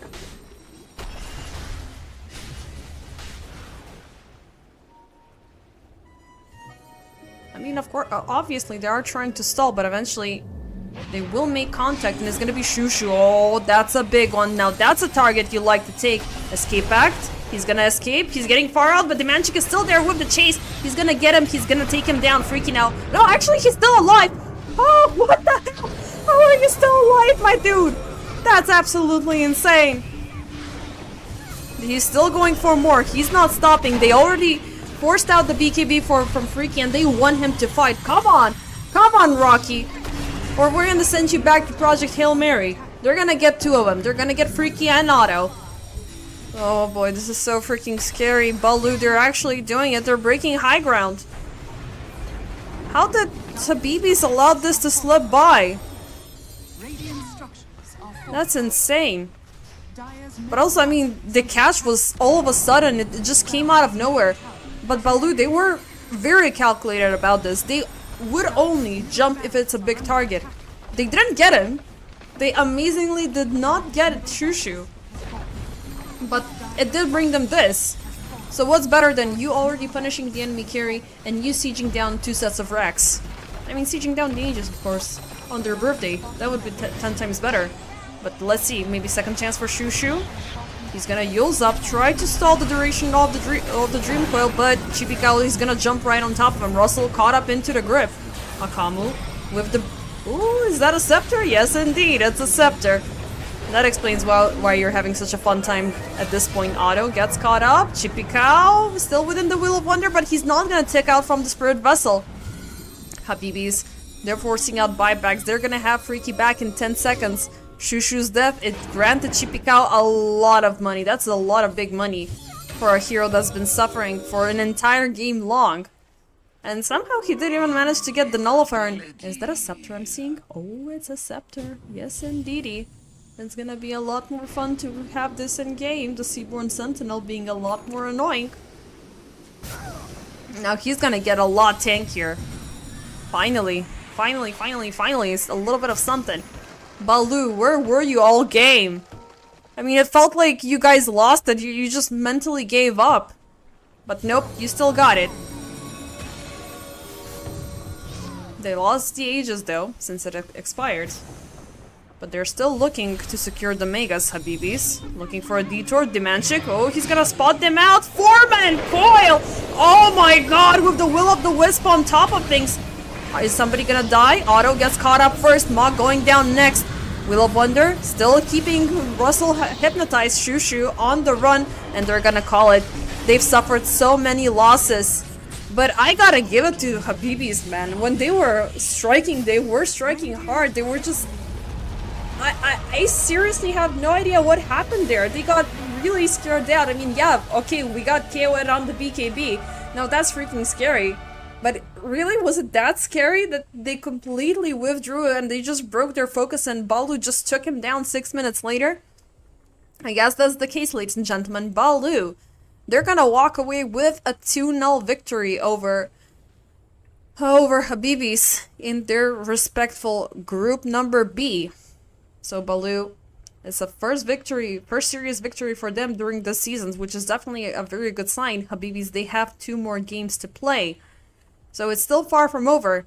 Same could be said for us, ladies and gentlemen, as we have Team Spirit Academy followed up by RE.Arise, aka known as Cheeky Bamboni, which should be a tough match for Team Spirit Academy, as the Academy teams are always suffering. But they're still pushing, and I admire that. I admire the fact that they're persistent, they're growing, they're making these small workouts here and there, but they're still here. They're not leaving us anytime soon. But yeah, all that build up for that swift exit to team fights later. As for us, we're gonna be back at about 9 o'clock CST, about 9:05, 9:10 until we start on stream. So yeah, take care until then. Go and eat something, stretch your legs, drink some water, and see you for some more action.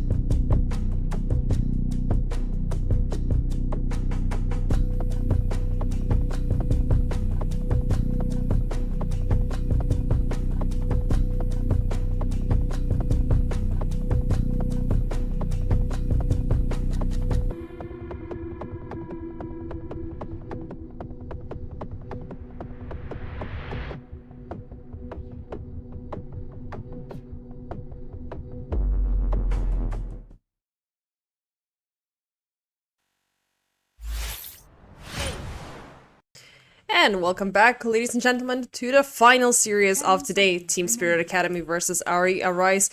They're ready to kick things off pretty much late into the night. I mean, it's about 9:20 CST when we started because we had a little bit of a delay. Possibly we were waiting for RE.Arise to wrap a game up because this team has been playing as a stack for a very long time and under multiple names in the past couple of seasons. They were last season's champions, and they've been pushing forward as a unison within the qualifiers. So they're really strong, they're really on point, but you should be, respectful of their enemies, because there's always that, okay, I know I have the upper hand, I know I'm really good, and this is gonna be an easy 2-0, but played respectfully. Even though their draft so far is looking really toxic by all means, it's Drow Ranger, Viper, and Hoodwink. So, but a lot of damage, a lot of harassment, and a very kick-ass support that they're bringing in to the Rise to begin with. Team Spirit Academy, they opted in for Largo as their first pick, followed up with Techies, Sniper, and Dark Willow. I do like the Sniper as a counter, counter force towards the Drow Ranger, but ultimately he is failing against the Viper, and this is most likely gonna be it could be a Viper mid scenario, it could be a Viper carry offlane scenario. Regardless, Drow is 100% going in as a carry here. Or they could just, relocate it as much as they want to, because they can always have this contest face forward that Team Spirit are not gonna like. I mean, Sniper, either way, if he's facing one of these lanes, it's gonna be really, really tough for him. Specifically, these heroes.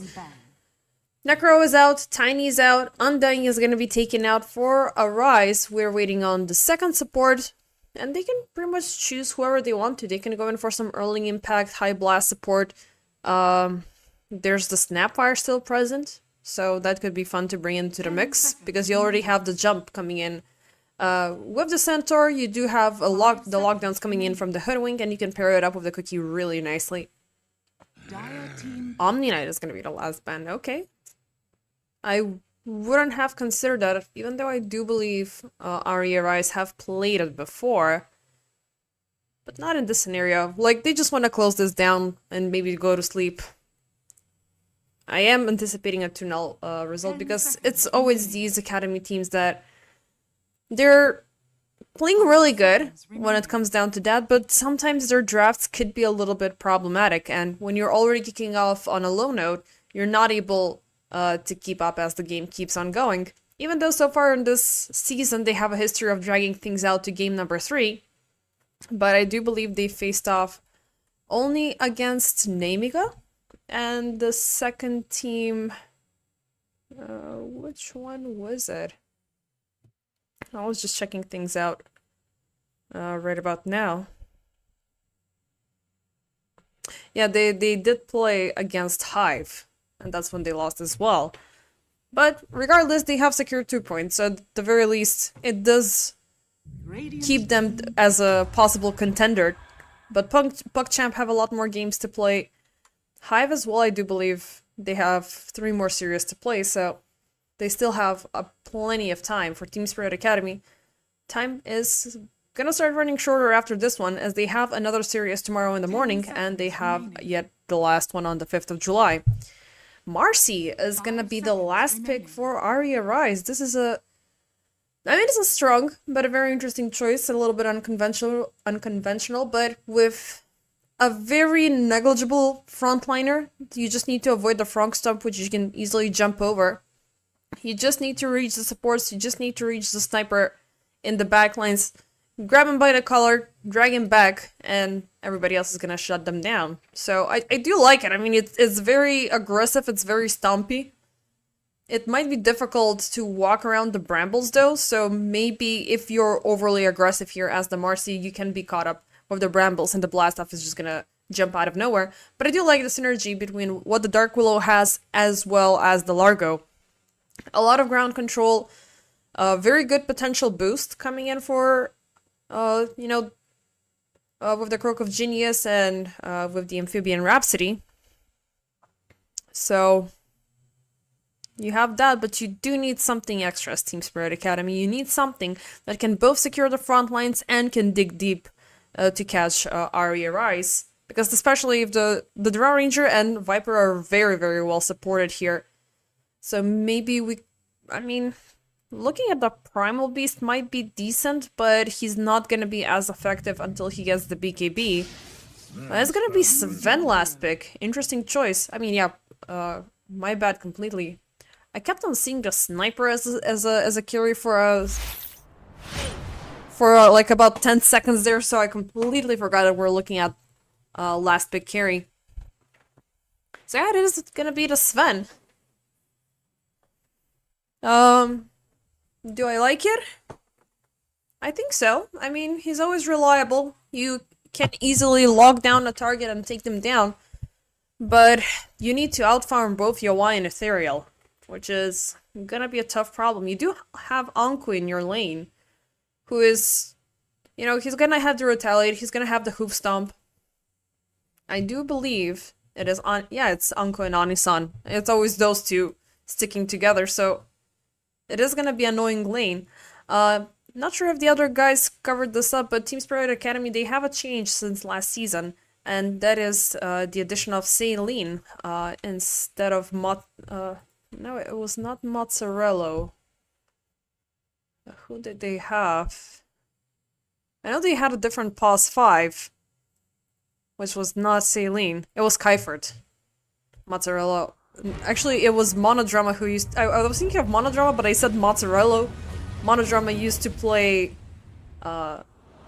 with these guys, with RE.Arise. But then they... Or I think he's still here, because they did the switcheroo with Kitaro at one point. Teams change really fast. But yeah, no, he's not here. Or maybe he's just has a different name between Wikipedia and here. Regardless, Ari, standing strong for a long time. Same could be said for TSA. TSA's draft, I do like how they wrap things up with the Sven, but it is gonna be a little bit shaky until they get the Largo online. So not only that he needs to outfarm 2 more aggressive cores, either they gotta proactively punish the rotations that I am anticipating to come from Rune Eaters. But that is gonna require a lot of movement, a lot of sacrifices. I mean, Sniper can eventually grow to be a hyper menace, but the 2 supports are way too squishy. I mean, the Drow, not the Drow, my bad. The Dark Willow might buy some time with shifting back and forth and with terrorizing, fearing targets back. But if she gets caught up, it's gonna be really bad for her. Celine, spotted out first, jumping in forward. Nice storm. Brambles. They will dissolve this initiation coming in from Rune Eaters. So no anything extra coming in, but topside, K, he's lingering, he finds Yawai, but he's not gonna be successful in snatching away the bounty. 3 bounties going in for RE, but K, he's still persistent on keeping up with the push. 5 more seconds until the Catchy Lick is back online. But he need not overextend, because the tower is nearby, his support is gonna be back. Down bottom. Well, somewhat of a familiar Bermuda Triangle that Rune Eaters were trying to set up here. Usually they go in for either these interceptions around the tier 1 and tier 2 tower to either snatch away as many creeps as they can, or they're going in for the first blood potential, but in this scenario they're not getting either of them.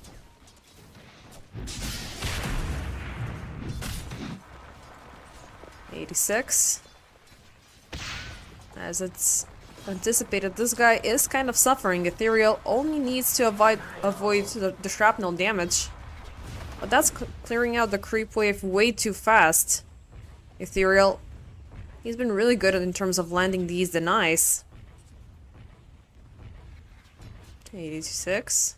Lingering, but he's kept under vision. Both sides have this pretty much back-to-back vision here. That's gonna be free gold for whoever claims it. Ethereal. Resetting just a little bit, but look at how much that one hit It is completely neglecting the incoming healing from the Tango. And just 1, 2 strikes, 3 strikes. You're down to 1/3 of your HP. He does not have the puddle, but either way, level 2 of poison attack. That thing stings as hell. Let's see though. I mean, he still stands within the shrapnel. Not sure if the corrosive skin reapplies. I think so. Yeah, actually it does from the shrapnel. So 86 regardless of all of his aggression. Ethereal, he just needs to look at him weirdly and he's gonna die. Kiseki and Saline, down bottom. Anku, he's an easy catch within these early levels. But if he's alive and Ani-san keeps Saline busy, it could be a little bit tougher for Sven to get a kill here. Most probable for TSA, it is this top lane. Because Dark Willow is indeed packing a lot of damage. You do have control coming in with Largo. You just need to have one hero. One hero out of position. Waveform, he may facilitate that, but at the same time, once he closes in, you know that somebody else might be dying. And there's the jump. Okay, he gets thrown back. There's the Brand Bull. Very nice response. Catchy lick. He's not gonna connect twice, but still within the Frog Stomp. Waveform, he's lucky to be alive there. But I do love the instant counter reaction. Just don't forget the Bramble. That's it. And that Bramble is gonna make things a lot messier. Ethereal. Dire's structures are He fortified. still has the Fairy Fire and has the Tango. And oh, first blood. It is gonna be Sailin down bottom. As Ani-san and Anko will catch him, and it was a hoof stomp with an acorn shot. Meanwhile, 86. He shall perish as Waveform decides to join in for that additional kick and a punch to secure the kill, because Ethereal, he was looking a little bit shaky, even though he was withholding right under the shrapnel raining bullets. Ultimately, the opener shall favor RE.Arise. And I still want to keep calling them cheeky. Because sometimes they indeed deliver these cheeky plays. They can be patient, but when they decide to play, they're gonna run you over. But the decision to play is coming out from TSA right now. But Anku, beautiful hoof stomp. Ani-san with the acorn shot and bushwhack. He is gonna survive the jump. But it was scary. Thankfully, Sven still doesn't even have the power threads completed, so he's somewhat harmless. Dire's top tower is under attack. And also Techies. Well, the blast off level 1, it's dealing damage, but not as much as required for the kills. Top side, Yowai. Not sure if he was pushed in or Waveform just dragged back the creep wave. Dire are scanning. Most likely the latter, because there has been some sort of a creep exchange here. Adar going in for the deep vision. He is gonna block the creep camp multi-shot. He's still there. Ani-san with the bushwhack. Waveform with the jump in. They're gonna waste out her immunity. Brambles only getting a lock onto Ani-san, but he's not gonna escape. All in all, trade-off between the supports. Yowai, he's still alive and well. And holding up to the double fairy fire. Largo insanely stable so far. He's been making Drowse's life a little bit difficult. Not necessarily in terms of farm, but well, more likely Dire are scanning. it was this Marcy that Radiant are scanning. keeps avoiding, and well, she's trying to get him, but it's all about this avoidance, not necessarily bringing in the kills. And the more this Largo is alive, it's gonna be a lot. It's just gonna be farming for him, and he's pretty stable in that department. Sven, how is he looking so far? Well, he's alive, and that's definitely a good sign. But can he kill Anku? Answer is a very hard and difficult no. Mid lane, support rotations coming in. We have Ethereal. Ooh, nice catch there. Shield rune. Just to make matters a little bit more worse, he's got the strike. As World 86, he's just lacking, well, 11 experience to get the assassinate. And he's gotta find that experience elsewhere, as he doesn't want to linger to realize that there's a Marcy lurking behind and him getting thrown into Ethereal. Down bottom. Sailing with the hesitation whether he wants to join in and harass topside.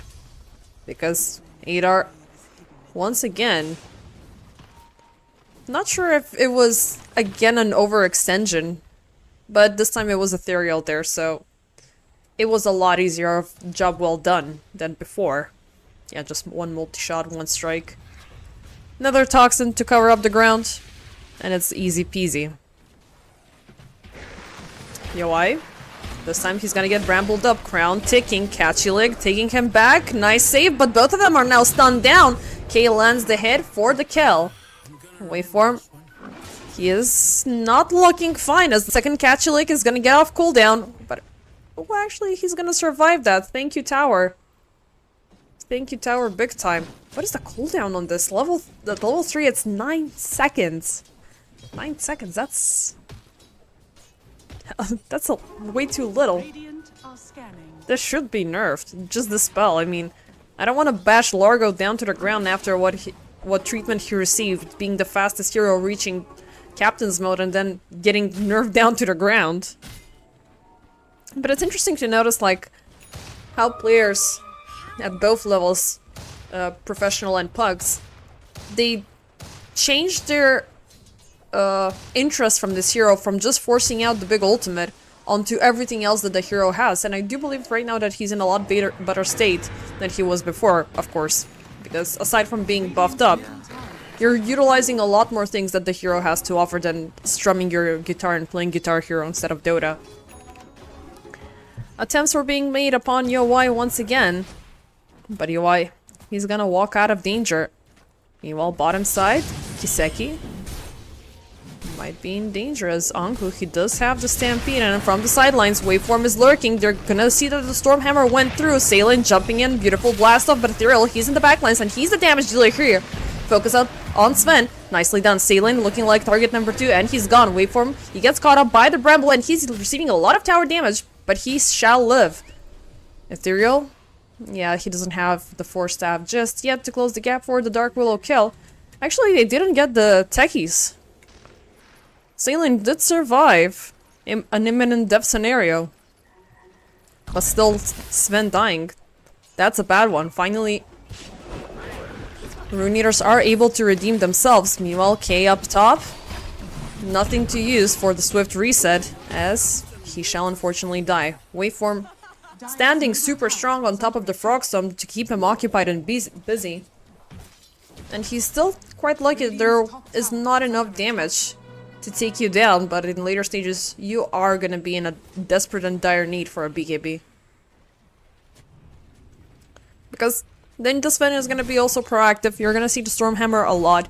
The Ramble is already making a lot of difficulties for you to reach your targets, and guess what? You still have this idiot. Radiant's middle tower And don't forget the techies, even though he's still at level 4.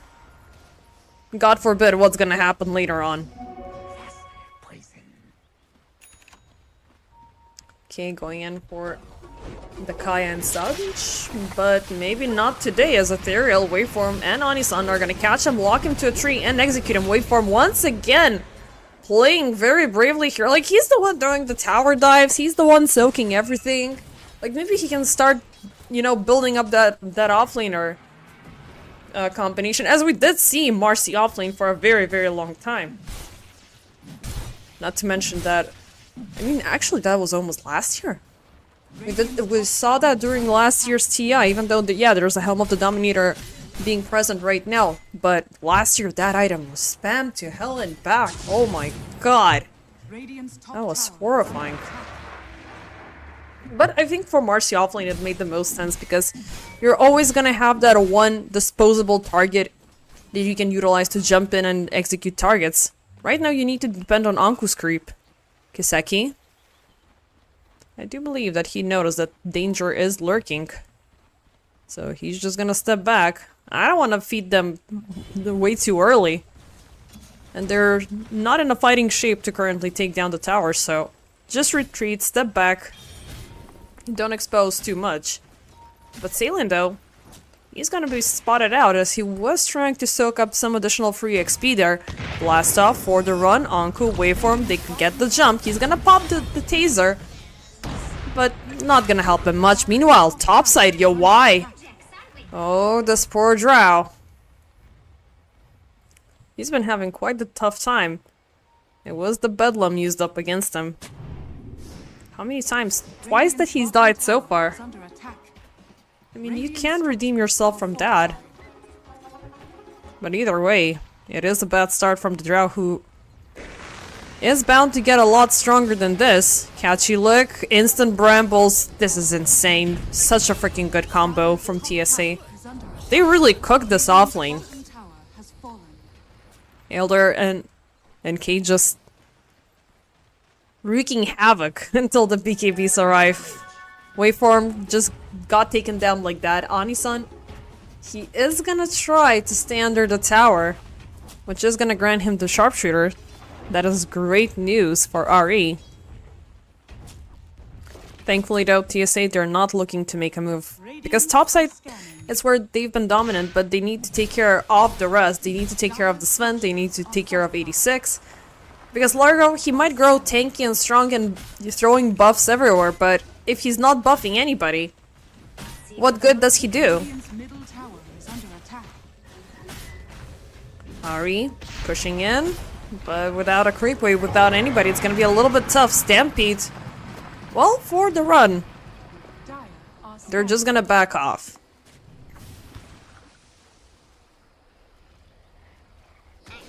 But Ethereal, he's still staying. He's still playing his mid lane. Experience-wise, still leading by just a bit. Top. Idar. Waveform. Yawai. They see the Dark Willow. Sharpshooter. Charged up. It's gonna land on its mark. But it's just to scare off. Get the hell out of here. You've been harassing this Drow Ranger for long enough. She's, well, so far a little bit over the Sven.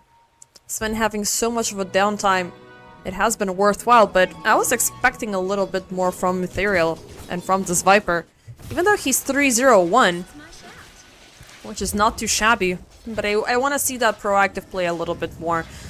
But at least you gotta get yourself a layer of safety. If it's not in the form of BKB, it's gonna be in this case with the Hurricane Pike, which is a part of your itemization. Manta style for UI, it is gonna help you out with dodging at least one thing, but not all of things. So in the meanwhile, Mask of Madness is completed, and he is almost done with the Echo Saber. Well, he is done with the Echo Saber.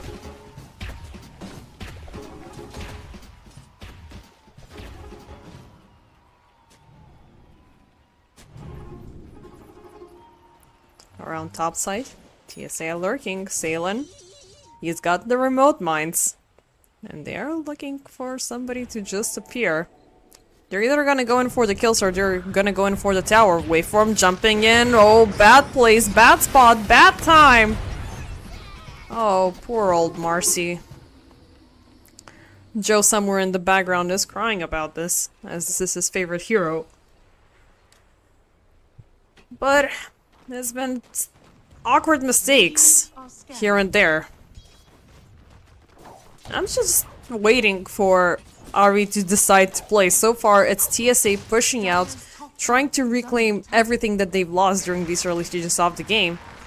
Anisan dancing around the bramble, but he will need to accept one beautiful bushwhack, landing onto two targets, but he's in a tough spot.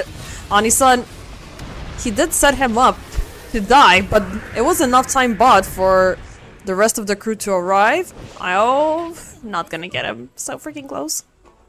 All in all, it is an exchange. Meanwhile, Kiseki, him and 82 are gonna find Anku. Possibly retreating from farming down bottom. Radiant's top tower is under They're currently still squishy. Already used up the Stampede. And even though... Ooh, 86? Oh, he got Ethereal. Okay, this is a good one for TSA, not gonna lie. They're getting big kills, and they're getting more of them. Okay, guys, hold your horses. I know you have Sven in your game, but... Well, you have a Sven in your game, you gotta do this. Dire's middle tower And you also has got a fallen. free Bling Dagger from all of those. Especially... Well, actually, you didn't take down any streaks, but... Easy money either way.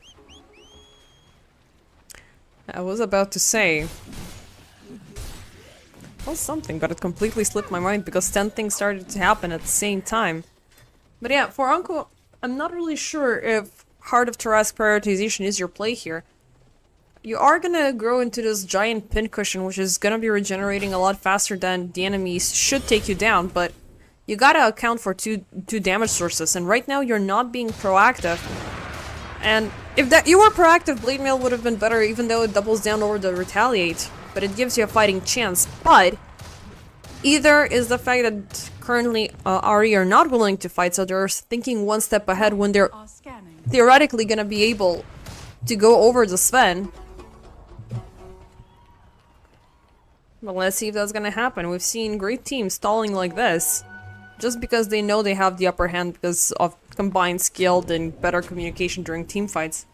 But don't let it all fall to that. Are scanning. Mid lane, 86, so they know something is coming. As Adar was charging up the Terrorize.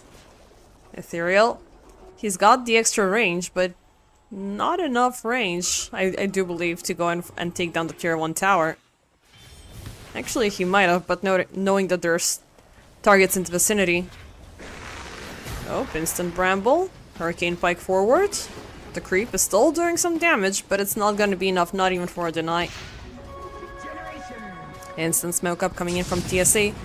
They want the Viper, they saw him. Let's see if they're gonna find him, but instead of— oh, hello, Anku! Silenced up, instant stampede. Nope, you're not going far.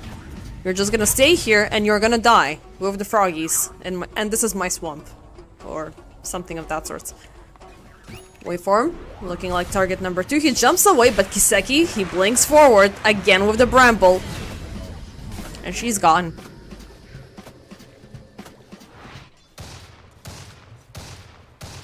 (12/9) so far, about 19 minutes in the game. TSA, they are leading by 2k.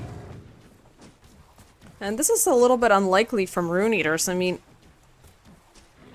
they're not necessarily, they're a little bit slow. But either they're waiting for the right moment, but I don't know.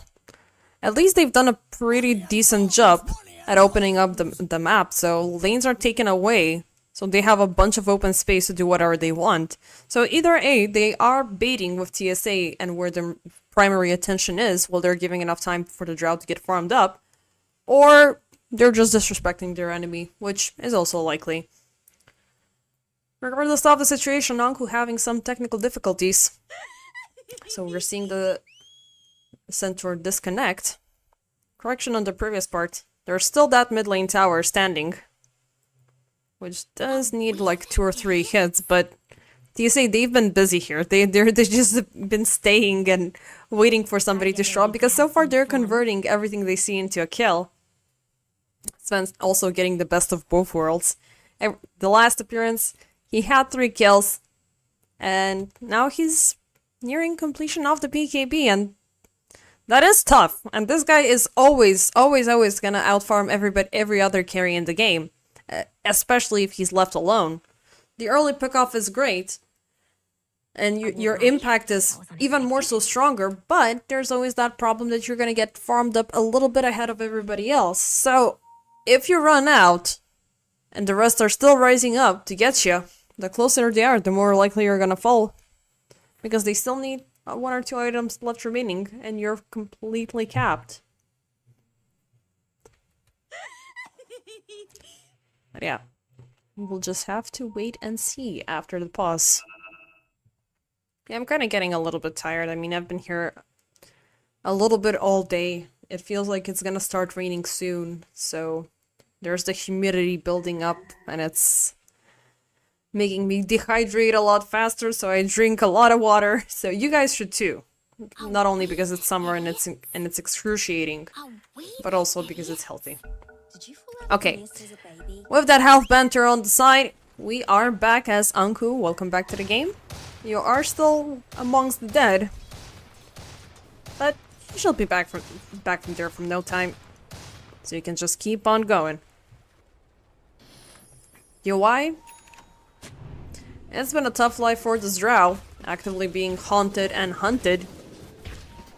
I think more when it comes down to killing, and currently killing is not something that RE can do. TSA 86 is looking scary. Double Mask of Madness, him and Kiseki. So they see somebody and they just go guns out without any hesitations, and whoever appears is gonna die. And the terrain that RE are forced to walk upon, it's also really tough because they're gonna have remote mines everywhere. They'll never know where Salin is. And of course, you're never gonna know where 86 is because he's pretty much gonna outrange everybody. At the very least, mission success for Anku and his creeps to finally take away that tier 1 mid. But let's see what happens. Top Y again caught up, this time Monta to the rescue. He's gonna jump away from brambles. As he's seen what has happened time after times again. Well, twice so far, but the other times he's escaped, so trust me, there were more than twice. Bottom side. Kiseki. Now he's the one being haunted, just minding his own business, farming on the side. Eventually he's gonna intercept an Anisan. I've done that mistake surprisingly way too many times. Because the R and the T are so close, so you tap the R for the second setup, but you're not realizing you're tapping the T instead. So, regardless, whether the mistake or not, it is gonna be a very good and big kill favoring RE. But TSA, they're right behind him, smoked up, ready to strike. They know where the remote mines have popped, and they know they could be greedy now to go in for the Tormentor. Saline gets spotted out. Waveform, he's gonna jump in. He could be dying. Yep, he's gonna die. A little bit anticlimactic. RE.Arise throwing them back. 86. Nice assassinate on Tony-san. The supports are gone. Stampede has been popped up. UI caught up into the brambles. Now Ethereal looking to at least take one back for the team. But 86, he shall remain alive and well under the healing powers of K. No Tormentor, just one Sven kill with Saline. And 3 casualties on the end of RE.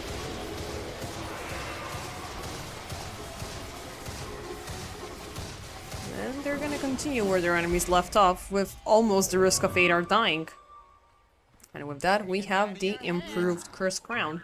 With the additional 4 brambles, just to make matters a little bit more difficult.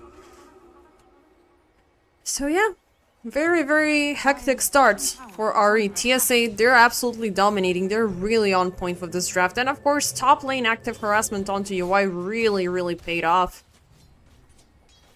And things are looking to get in a little bit of a worse direction because Adar, for example, he's got the Rod of Adis and working his way up towards the Gleipnir, which is a very, very premium item, but she's currently at the top of support, so why not dream big, dream big. And they're gonna go in for more. 5-man smoke up. Though they could find Ethereal. They're moving in deeper. Da-da-da-da-da-da-da. Ethereal, get the hell out of there. You have the pike, he's gonna convert the boots. Oh, and even if he does have the pike, he's completely stun locked. And, of course, by that, destroyed.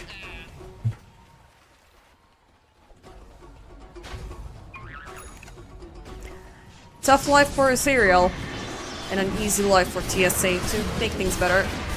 It's gonna be a double life, with the first Roche take at 23 minutes in. Now they have a choice here. They could either start pushing and try to reclaim some of the lost lanes, or they can just roll back into farming. Either way, it benefits the Sven. But how much are you willing to punish RE? Because RE, they still can come back from this.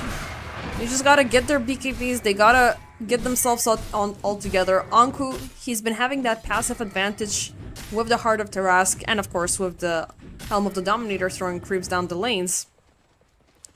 He's gonna be forced to soak up everything, but that's the rule and that's the life of the Centaur. Dire's top tower Unless he gets broken, of course. I'm not opposed to taking the occasion. He's gonna go for a Lotus, make matters a little bit more manageable. Kiseki, he's got the Echo Saber, he's got the BKB, and I do believe he's got the Crystallis completed, so now it's en route towards the Daedalus, so this is gonna be Dire's tough. top tower is under I'm not attack. sure if they can keep a distance without throwing the Centaur actively into the front lines. They gotta either get an item to control him. Rod of Vedas Dire's is top tower has fallen. not necessarily the play. It could be the best one just to keep him on the sidelines. Stampede, used up. For what? For Saline. Get tossed back. Idar charging at the Terrorize, but he's not gonna make it as he's harassed by Anisan on the other side. Teleports. Nope, not gonna go through. Beautiful hoof stomp. Beautiful defense overall coming in from RE. They did lose their tower though, but it was much anticipated since the Aegis advantage is favoring TSA.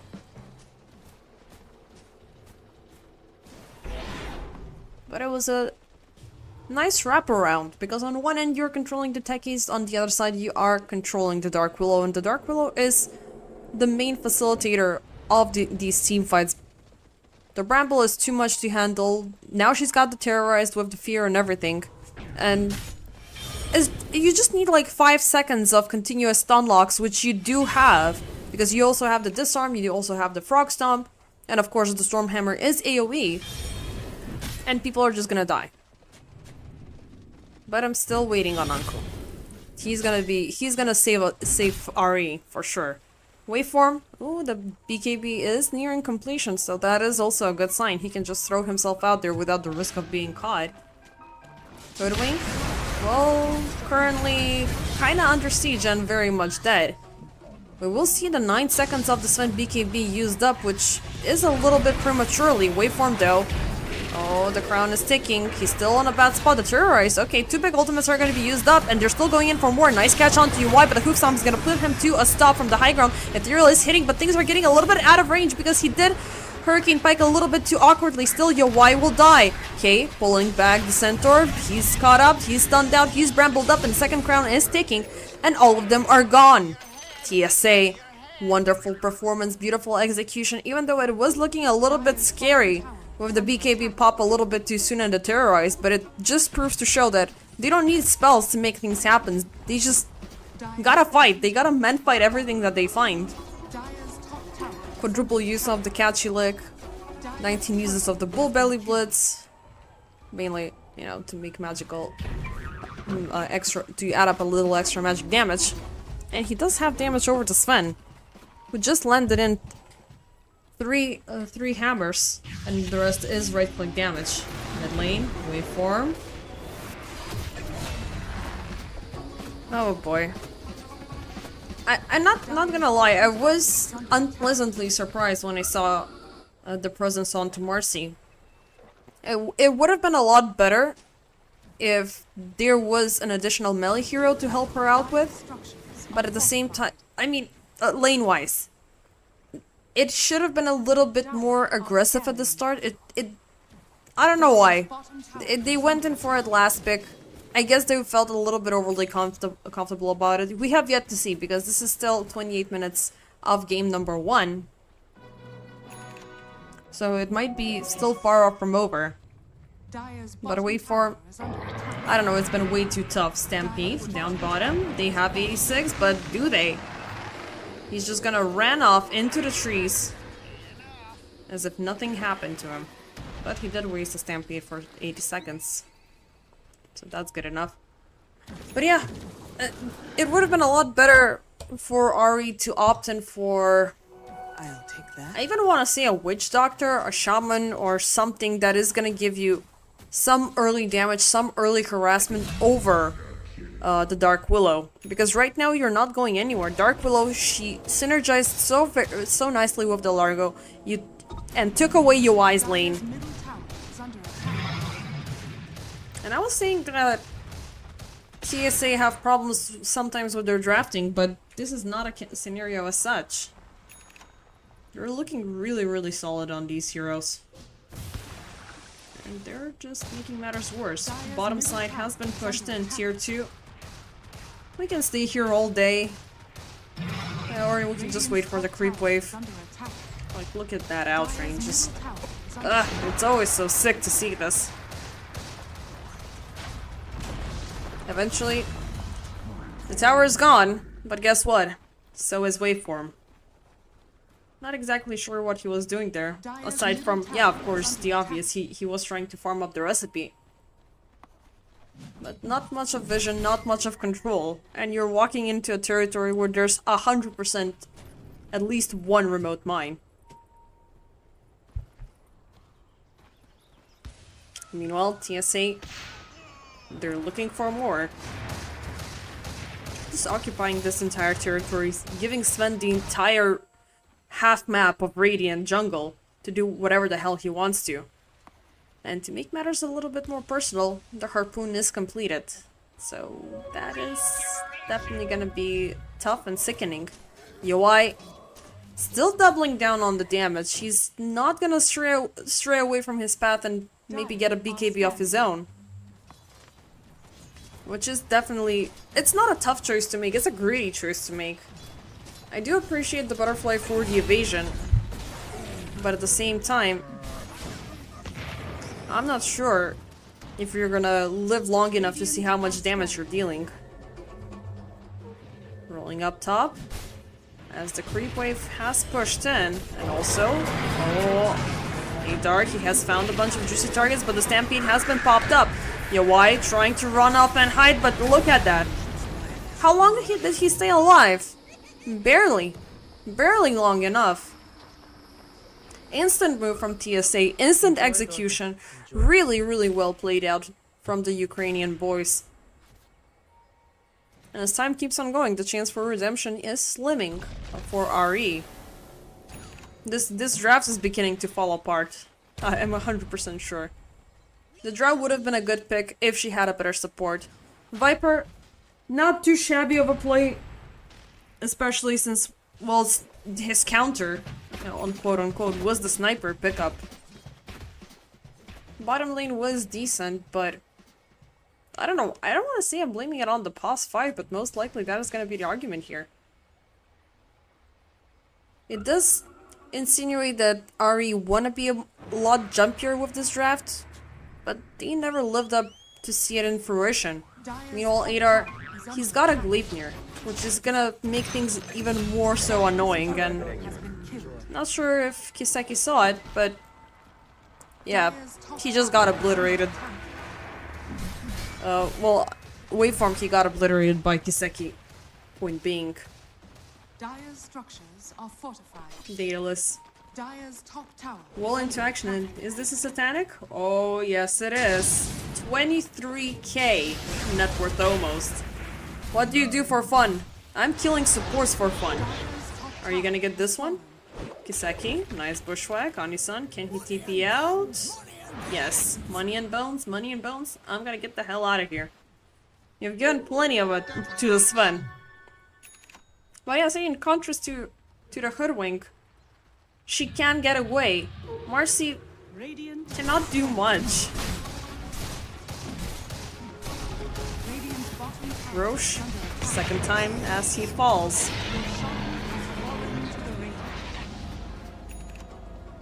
And they can just give them one final push. Drow's got nothing on them. Drow's got absolutely nothing. She will commit all the way for the butterfly. And yeah, then it's gonna be time for BKB, so very, very timely idea. Ethereal, no BKB on him either. Going in for Scotty.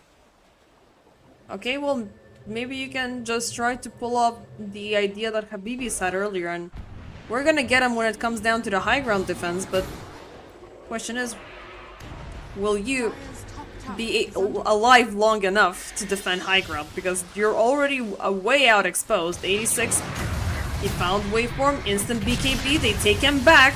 They're looking to take Aegis life life away. As he used up the BKB, he used up everything, but waveform, he did the same. No trait, but just no second life for 86. Still, they used up a lot. They used up the Stampede. And of course they used up the unleash.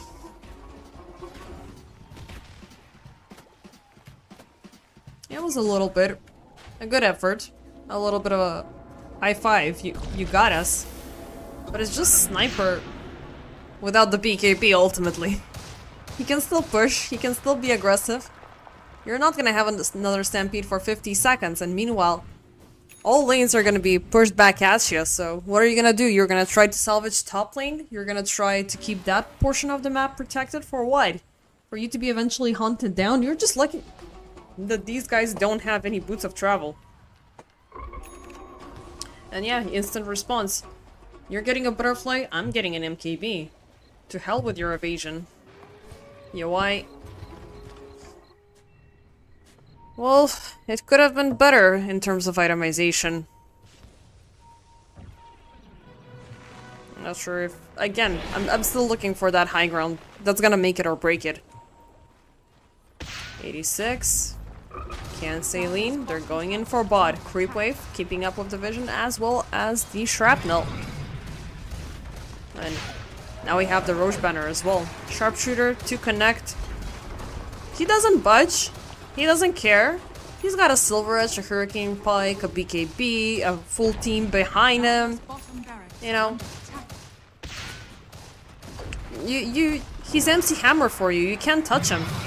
And he's even gonna go in for high ground. Hello, Ethereal. Hello, my high school bully. Look at me now. I'm one level above you. And I got the level 20 talent before you did. So, go to hell. He's eventually gonna get to level 20. Is it gonna be with this catapult? Unfortunately not. Maybe with the next creep wave, which... it's gonna take a bit, but... it's not gonna force him to go way too far out. Or he's not. No, he's just gonna stay. I'm not willing to overextend. We don't see them. We don't know where they are. They're just gonna jump out of nowhere. And that is definitely gonna be the case.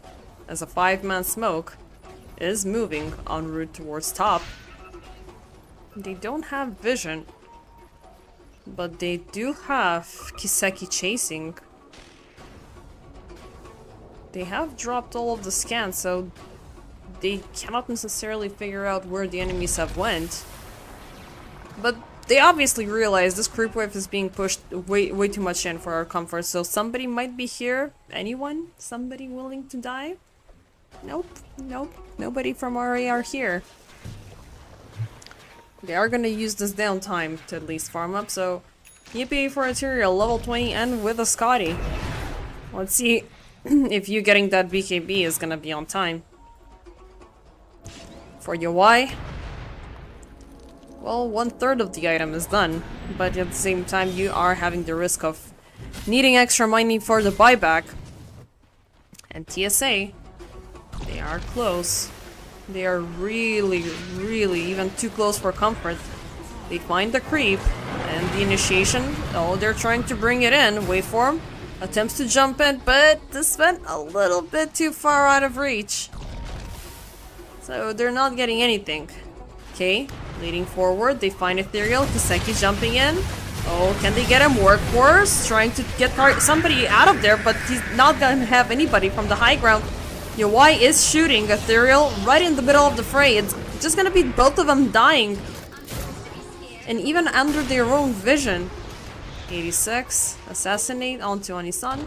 Anisan is just gonna pop the heals, even though that was a very dangerous heals. Right on the bottom of the stairs. So yeah, two heroes down. We're just gonna continue where we left off. 38 minutes in, 30 over 14, currently favoring TSA with 18k net worth difference. It is indeed gonna take a wonder here.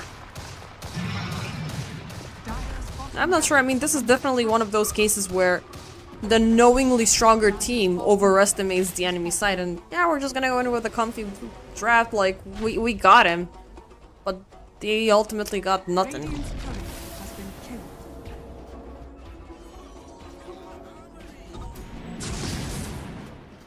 Kiseki. 86. And just an exchange between the creeps. But Kiseki, he found Donnie-san, harpoon forward into the tree. He's not gonna connect to the squirrel, but he's not stopping even for a split second. to take a couple of creeps. Just keep the money rolling. Level 25 though. I was talking about level 20s on the other side. This guy is all the way to level 25. Yo, why? Yeah, he's gonna need about 3 more levels to get to his level. But definitely a crucial mistake. RE, they either should have opted in for the Scepter Rush that we've seen a lot of teams focus on before going in for the damage. At the very least, he should be happy that his BKB is completed, so... Let's see, ladies and gentlemen, it is now or never. With the only BKB that they believe they require... Actually, no, wait for me, my bad. He's had the BKB for quite a while as well. Let's see if it's gonna be enough for them to defend this. Roche, we shall know in about a minute if he's gonna be a fast one or a slow one. But RE, they're not gonna wait for an opportunity. They're gonna go for a UI. They see K, Bushwhack for the miss. UI, a little bit of an overextension. The damage is satisfactory. K forced to pop the BKB, but now he's feared up, taken back with the catch link. There's the BKB reveal. And he is gonna live, at least for the very second, but 86, the sniper damage is too much. They eventually get him, but guess what? Don't forget about Kiseki. Never forget about the Sven. Even though 86 has perished, they can still keep the show going. Anisan blocked at the gate. Anku, they're trying to drag him out of base. Ethereal spotted as well, but caught up in the bramble. Anku still willing to come in, jumps in onto K once more as he was realizing this Largo is pretty much out of mana.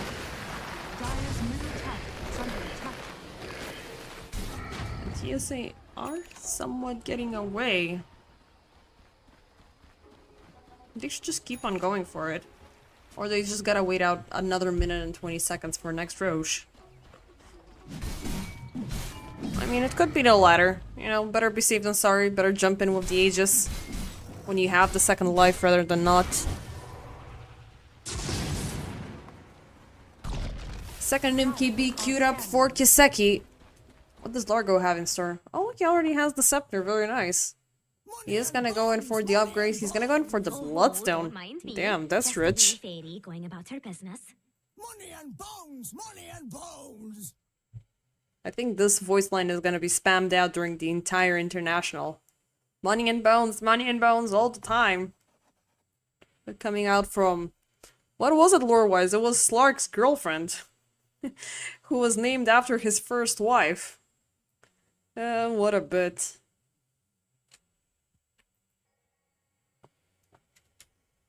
I'm not sure why we're having this pause.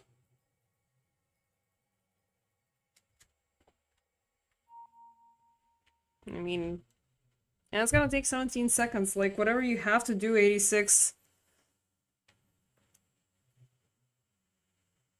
Just come back. I don't want to stay here until midnight if you guys are going all the way to game 3, which you have done before. Not necessarily dragging me out until midnight, but you guys play game 3s.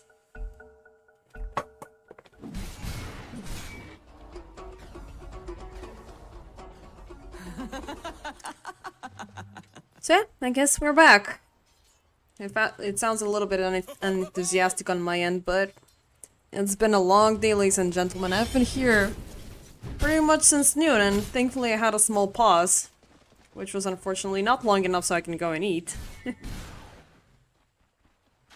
But I'm here with you. And, we're just gonna pretend we didn't see that. That hill might have been a little bit too high for the harpoon.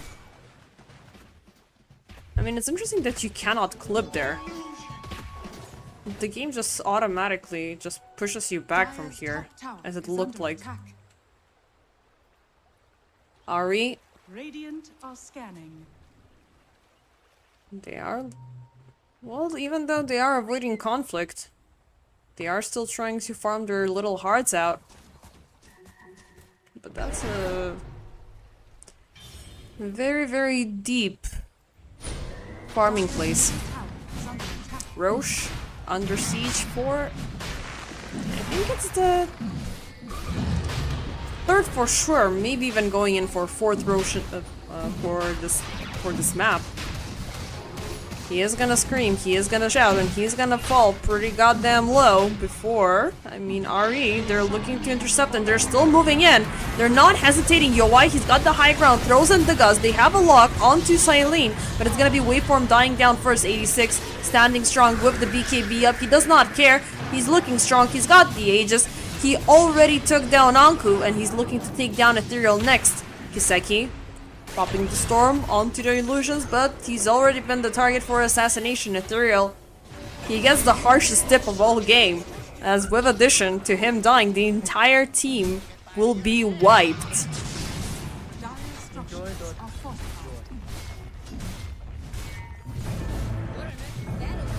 Buybacks. It is time for buybacks.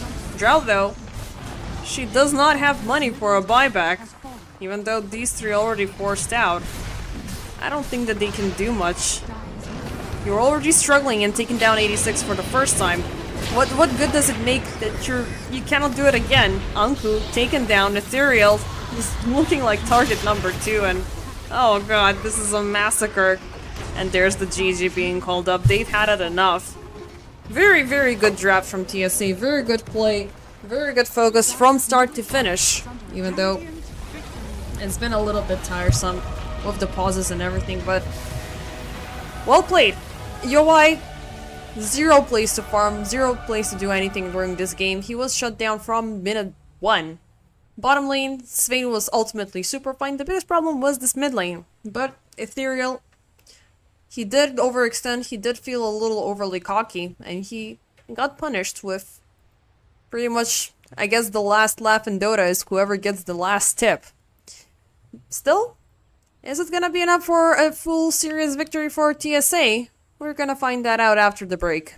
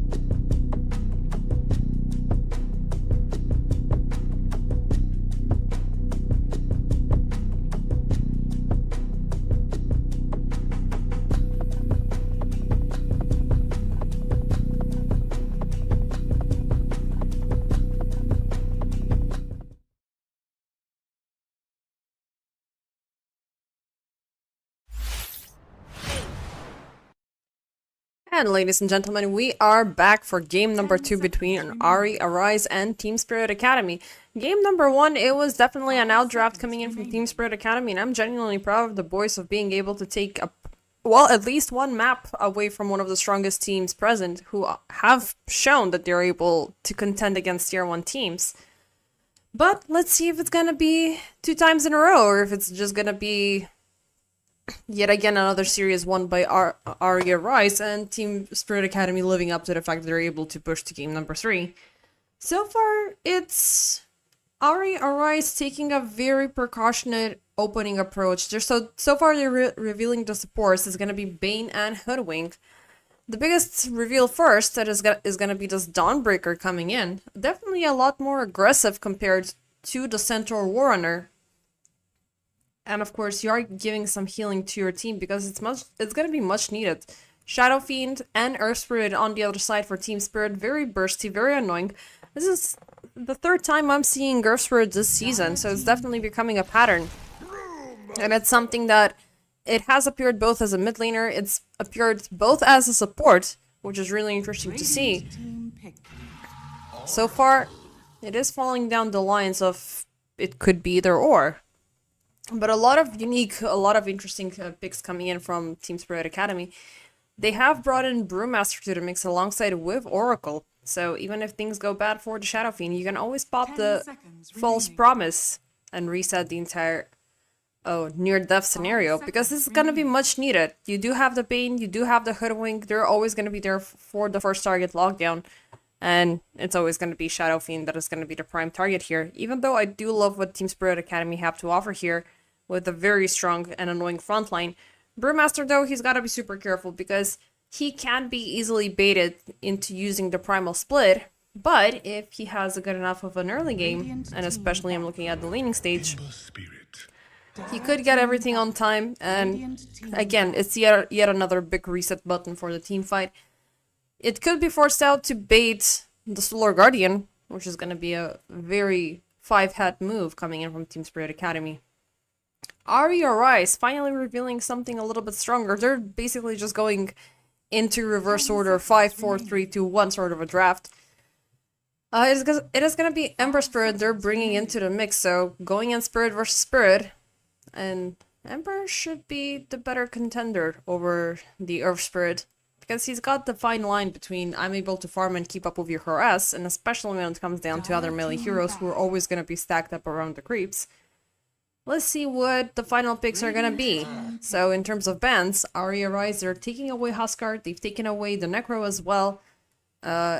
Whereas TSA, they've removed Slark, they've removed Weaver, and before that, they've removed the Vipers, and of course the Lone Druid.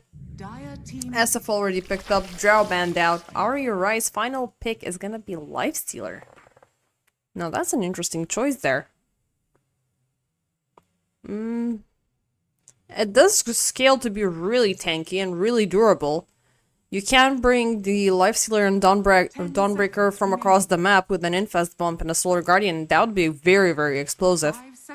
Ember Spirit, of course, as well is present here for the short-range jumps with the bombs. So, it could be interesting for Alice this game. But is it necessarily going to be a good one? I mean, they opted in for the slower draft last time, and TSA, they had the early momentum, they had the early presence, and they were able to run down through the ranks of Arise, especially since they made the mistake of drafting in on the Marcy, who was not able to protect UI, who was completely countered by the Dark Willow presence. And it was a bad mistake to make. Team Spirit Academy, I do believe this is the 2nd time they're having the last pick, so they have about half a minute remaining to choose what they want for their mid. Which RE are betting on this is gonna be a support, Earth Spirit, but that is not gonna be the case. It is gonna be Rubik being picked up as last. And I think this is the same scenario from today, where one hero looked like bait. I think it was the Coddle game, where they converted him to a support instead of giving it to Demanchik. Or maybe it could have been a little bit earlier during the day. Again, it's been 3 series stretching out the entire day, so you cannot really make a solid good pause. And at the same time, I cannot really go outside, it's way too warm. But regardless of my given circumstance, RE.Arise versus Team Spirit Academy Game 2 is about to start. So I do favor the Team Spirit Academy draft again. It's a little bit slow in terms of the Brewmaster being present, but they're gonna have a very, very big impact once those level 6s arrive. Magnetize, great for the burst. Brewmaster, Primal Split, great for the control. Oracle for the reset. Rubik for the setup. It is gonna be tough for Rubik though, to fight around with the Hoodwink and the Bane. But I do believe if they have the same pacing as last time, it could be a 2-0 here. But RE.Arise, if they get 45 minutes, it could be really, really tough for Team Spirit to have any return. But the good thing is, first off, with the Lifestealer, you are mainly focusing on getting your Radiance first and using that up to farm. And that's a very expensive item, very tough to begin with. And who are you going to be facing off against on your lane? You're having K onto the Brewmaster, who is just going to try to get you drunk as much as possible, so you're going to be missing out on those last hits. And you are also going to be facing... Was it the Rubik? Let me just double check on the players. If it's Anisan. Or I think maybe Anisan picked up the Oracle instead. Let me just see. Are we the idiots? Are we My bad though, that's the other team. Yeah, but it's gonna be pos 5 Oracle and a pos 4 Rubik. So Rubik and Brewmaster. They have the setup. But do they have enough damage to throw back? The supports are going to be of crucial role for RE to keep these lanes balanced out. Ethereal, though, in the mid lane versus the Earth Spirit, he should just focus on farming and avoiding, because Earth Spirit, he's the least avoidant of all spirits, but he has the roll ability. So with the rolling in, he is at the same time dealing damage. He's indeed a lot more predictable, but he strikes, right? And he wants to be in your face, and he is able to push targets in and targets out at the same time. You have Rubik to throw anything back at you. You do have the Oracle for the safety. It's just this draft is a little bit lacking in terms of the lockdown department. But let's see how is it gonna resonate as the game keeps on going, because there's still not much to offer on the end of RE aside from the Hoodwink. Smoke reveals behind the Roche bed. Even though it was Kiseki spotted out. Neither side is gonna make a move. Instead, they will quarrel a lot, well, quite a lot actually, around this bounty rune as Ethereal gets taken back. TSA, they're looking at first blood and they're gonna get it. Saline lands the last projectile for the kill. But yeah, the Earth Spirit just throwing him back with the boulder smash. It's basically like a mini force staff that you're having with the damage being dealt. But yeah, Ethereal never knew what caught him up. Good start for 86 and the rest of TSA. Topside, Anko and Waveform this time around. They're gonna switch Anisan onto Bane and go in as pos 5. Now this could be a good choice or it could be a really bad one. I do like the Hoodwink being picked up, just to keep the harassment over Oracle, because he's quite the one-trick pony in the earlier stages of the game. Which means down bottom though, Yawai and Anisan, like, if there's a good synergy between the players, this could be really, really good. Or else, like, I don't know, like, sometimes these switches, they could be great, but at the same time, they could be horrible. I assume it was down to the player preference of the hero, not necessarily the positioning, because 4 and 5, they can't swap, unless you've been playing the same role for a long time, because there are some slight changes in behavior between the two.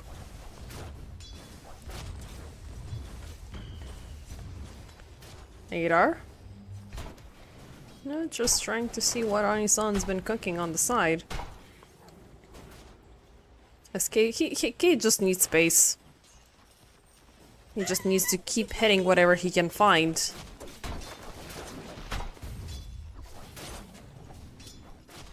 You know why? He's gonna need a lot of time. And this is the biggest problem that I have currently with the Rune Eater's draft. Ethereal? How is he looking versus 86? He was the recipient... well, he was the one who fell as the first blood. So that might keep him a little bit demotivated. But he's still standing strong. He is looking to face off against 86. With the fire burning. It is gonna be a little bit tough for 86 to reach his creeps. Definitely he shouldn't have gotten overly confident on the sniper with that insane range. Now he needs to fight everything in melee. Ethereal. Going in for the attempted denies. Nice kick. Will there be at least, well, 2 projectiles? Well, 1. The second one was avoided by Ethereal. 86 looking at this as an opportunity. He already used the smash. So he cannot do anything more here to Ethereal. But still, level 4 and 1/4. Should be good. Meanwhile, down bottom, Anisan. They will find Adar, but ultimately it is going to be traded between the supports. Still the better off obtained by Anisan. Possibly a support conflict gone haywire as UI was nowhere involved. Currently standing at 14 CS. 16 pretty much head to head with K. So either with the support exchange, they're not suffering as much. How is topside doing? Not too shaky on the farm, Kiseki. Actually, yeah, he is improving. He's got the entire creep wave in front of him. Anku. Well, currently looking like the lowest of the course. And a bad Dawnbreaker opener. It is gonna make your life a lot more difficult. Because she's losing on the experience, she's losing on the gold. And that's prolonging a lot of things, because this is your main setup hero. Either for close combat, either for global. And the longer she's forced to linger in AFK farm, that's gonna be 2 heroes out of the picture. Anku should use this laning stage to be as aggressive as possible. Silene is a good target. Oracle, he's gonna change things in the upcoming team fights, and he's in a dire need of that experience. Maybe if Waveform can find the right angle, they can go in for the bushwhack setup. There's the stun. They will lock him into the tree. This is exactly what I'm talking about. It feels like you're listening to me. But yeah, this is gonna stabilize the Shadow Fiend ever so slightly. But currently, the best time is had by 86. 33, 34 over 27 CS compared to the Ember, and I thought the Ember was gonna do a lot better.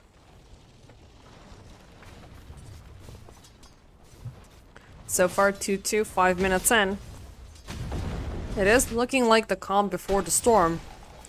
Currently net worth wise, 2 cores are leading on the side of TSA. Not that far behind. We do have Yawai. It's gonna be a little bit quiet for now. Both sides focused on to getting their level 6s. We might be anticipating a support rotation, which indeed is gonna be between Anisan and Adar. Dire's structures are fortified. Anisan, be careful. Even though you got the brain cell, you can regenerate just a little bit. But you cannot hit from that low. Not sure what he's looking for. I mean, eventually he's gonna give up the chase. Top side. Lotus secured by Kiseki. But Salen, he could be victim for yet another time. They will make the jump. This time Ethereal included. Salen, beautiful dodge away there with the Fortune's End. Ooh, that was so freaking close. Way too close for comfort. At least Waveform is gonna get pushed back to take the bounty, so he's not gonna be super sad about that. But losing out on the kill onto Oracle and calling in Ethereal, Scanning. it is gonna be a waste of time. In Ethereal, it's been a tough game for him to begin with. And at 7, something's happening at the Radiant Shrine. We have, okay, 86 is already there, Invis TPing out. And on the other end, oh, we have visitors. It's K under siege, but 86, that was a very timely setup with the TP and everything. Took down Oni-san, made sure K lives long enough to get the primal split on time. Oh, and he's got Midas in a very good timing. Excellent choice, sir. He knows time is of the essence, so he'd better start bringing those money as soon as possible. He even skipped completely over the brown boots.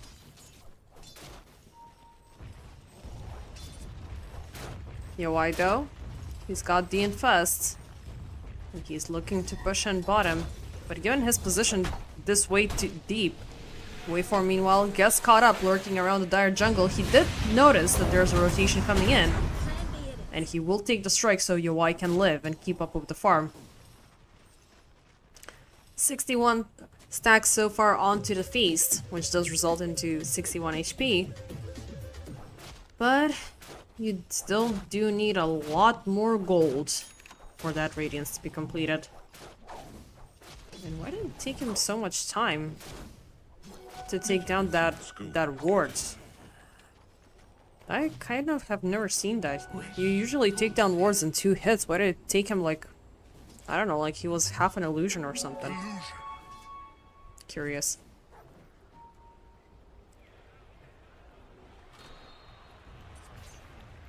Kiseki, how is he doing so far? Falcon's Blade, up and operational alongside with the power threads. Good money, good investments. Earth Spirit Buddy, ooh, the Spirit Vessel is almost complete. Just the recipe left needed does explain why they're keeping quiet before they are willing to strike. I mean, they can just get in the first smoke, they already have the Requiem, give Yowai a visit down bottom and start harassing him, that's the way to go here. Downbreaker as well, I mean, she's already been proactively harassed, and she's gonna need a lot of time. I mean, she is decent in terms of farming speed, but her items are gonna be very lengthy to complete. Bling Dagger, BKB, Echo Saber. Well, Echo Saber is gonna come first, obviously, because you need to work on the farm, but you still need an item to help you with the farm, and that might take a way too long of a time. Anko at the very least, he's getting the best support from Waveform to make things a little bit easier. I mean, his farming speed is starting to pick up, but his presence will be much needed. Oh, around the rune. TSA, they're waiting. Maybe the Emperor? Oh yeah, it's gonna be a bait, but he still gets the region rune silenced up. Solar Guardian coming in, 86. Oh, they have a lock on to the Earth Spirit instead. He does have the Magnetize, which he will pop and survives the jump. Adar looking like target number 2. Anku leading the siege. Where's the SF? Where's Kiseki? We need that damage, and we need it right about now. Ethereal's still popping. Kiseki on the chase, so is 86 rolling boulder, and they're trying to close in the gap, but they're still out of reach. The region room doing the heavy lifting, but he kicks the boulder for the kill, and down the mid lane they take 2 more. And it's gonna be Anku dying side by side with Waveform as the primal split gets used up for the first time. TSA, very nicely done here. They did bait out the Guardian, 86 did survive. And then, well, everything else was over, well, the coast is clear. Well, Kiseki surprisingly did not deal as much damage as I thought. But again, it was the Magnetize. The more targets they are, the more clutch they are together, the better it is for me for the setup. Radiant's top tower is under attack. With that, mid lane taken down, going in for top side as well, utilizing the catapult. And yeah, you don't want to get to the other side of the hammer, just lady, stick to your lane. Well, your lane is technically getting destroyed, so just stay back there. Don't mess with us. Radiant's top tower is under attack. Radiant's top tower Down it goes. Easier said than done. Mask of Madness. Meanwhile, completed for Kiseki. Radiant's top tower is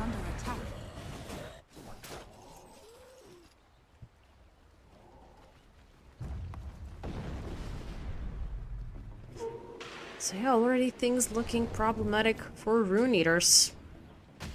They are currently forced to play as 4. And UI, thankfully he's been completely left ignored. At least for the time being, but there will be a time where TSA will be like, guys, we still have bottom tier 1 left remaining, so why don't we go for it? But the time may or may not come soon, as we already have a 3-man smoke working their way up top, and they shall find not 1, but 2 targets altogether. Beautiful magnetized waveform shall pop, they will get the stun off. Anku trying to get away, but he got rooted up.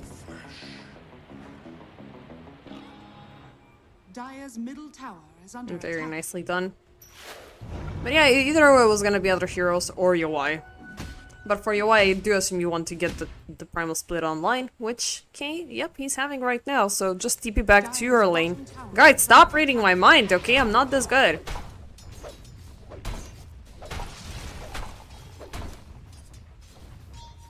Yeah, he's just gonna bait out. Let's see if UI takes the bait. He's gonna jump. Oh, he appears. And then there's the Oracle on the side. They could have the Rubik as well passing through the gate. Okay, will make them move. Yowai. He will take the invitation to dance. Okay, he's gonna wait out for the reach to expire. And Yowai, he just retreats. He's gotten this far without being aggressive. So maybe just complete the full cycle, get the Radiance going. But TSA, they're not fond of that item. They're still lurking, but them overstaying here, it is definitely gonna get noticed by RE. Meanwhile, waveform, Adar, ooh, nice find, telekinesis, beautiful setup for 86. So far, the lack of a takedown onto UI makes everything else look like easy pickoffs. Bottom tower is under attack. Anku, you gotta be careful, because there's a chance you could be surrounded here with 3 heroes coming in from the back. 86, he's got the magnetize again alongside with the amplified damage rune. Oh, he stays there. Meanwhile, down bottom, UI seems to be in dangerous. K decides to initiate. There was the bait. Magnetize popping, Primal Split popped up. UI, nope, his courier is gonna go down. Can they find Anku here? As he does not have mana aside from those 12 charges onto the stick. Or maybe they can focus back. Find UI, where the hell is he? Well, he's on the other side of the map. So ultimately, you just wasted all of that effort to bait out the Solar Guardian alongside with taking down the Bane. But oh, actually this might make these things better. But not. The creep is gonna take waveform. So, let's just stop it off with the tower. We're still at the lead. 12/2 with 6k 15 minutes into this. Middle tower has been denied. 86, meanwhile, denies mid lane. 8.4k, 7.6, 7.1. UI still far away from the 7k club. Well, he just joined it, thankfully. The Radiance is present. 15 minutes Radiance. Dire are scanning.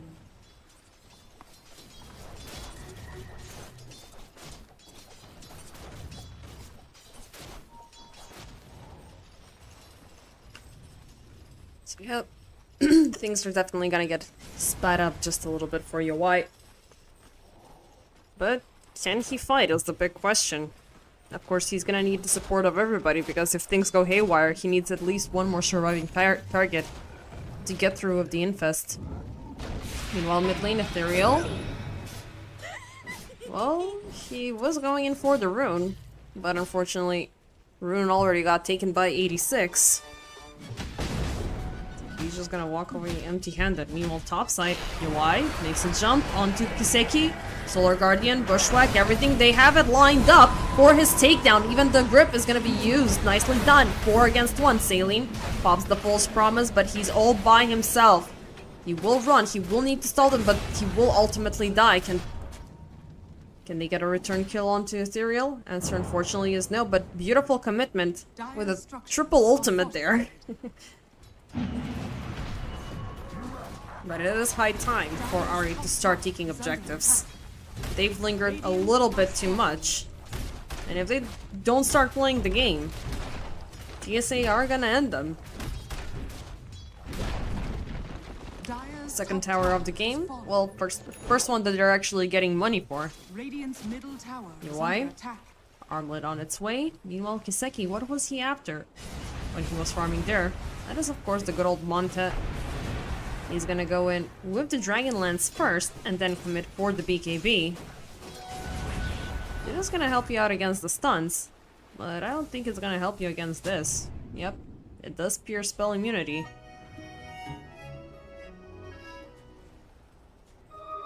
So it's gonna be tough.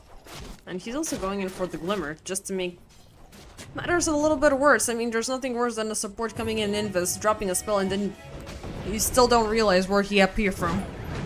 Ethereal mid lane? Well, just 86 getting the sharpshooter right into his face. But nothing to fear.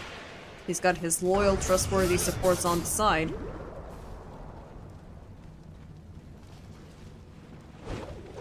I usually make the cheese to myself. I'll make an exception.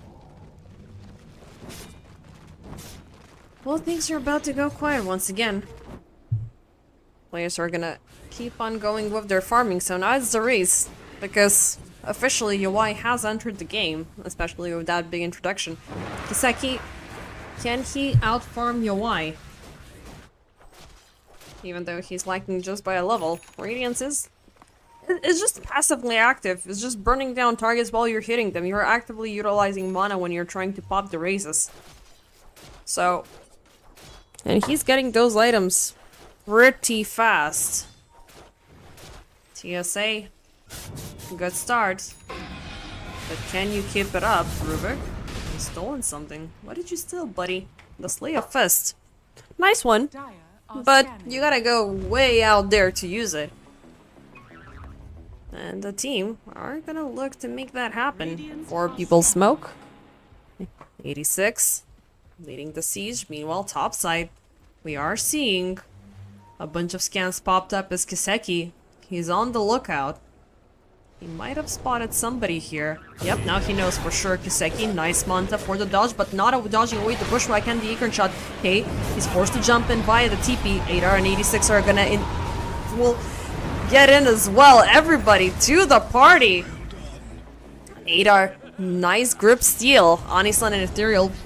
Well, both of them are gonna be claimed during their little investigation around the Dire jungle.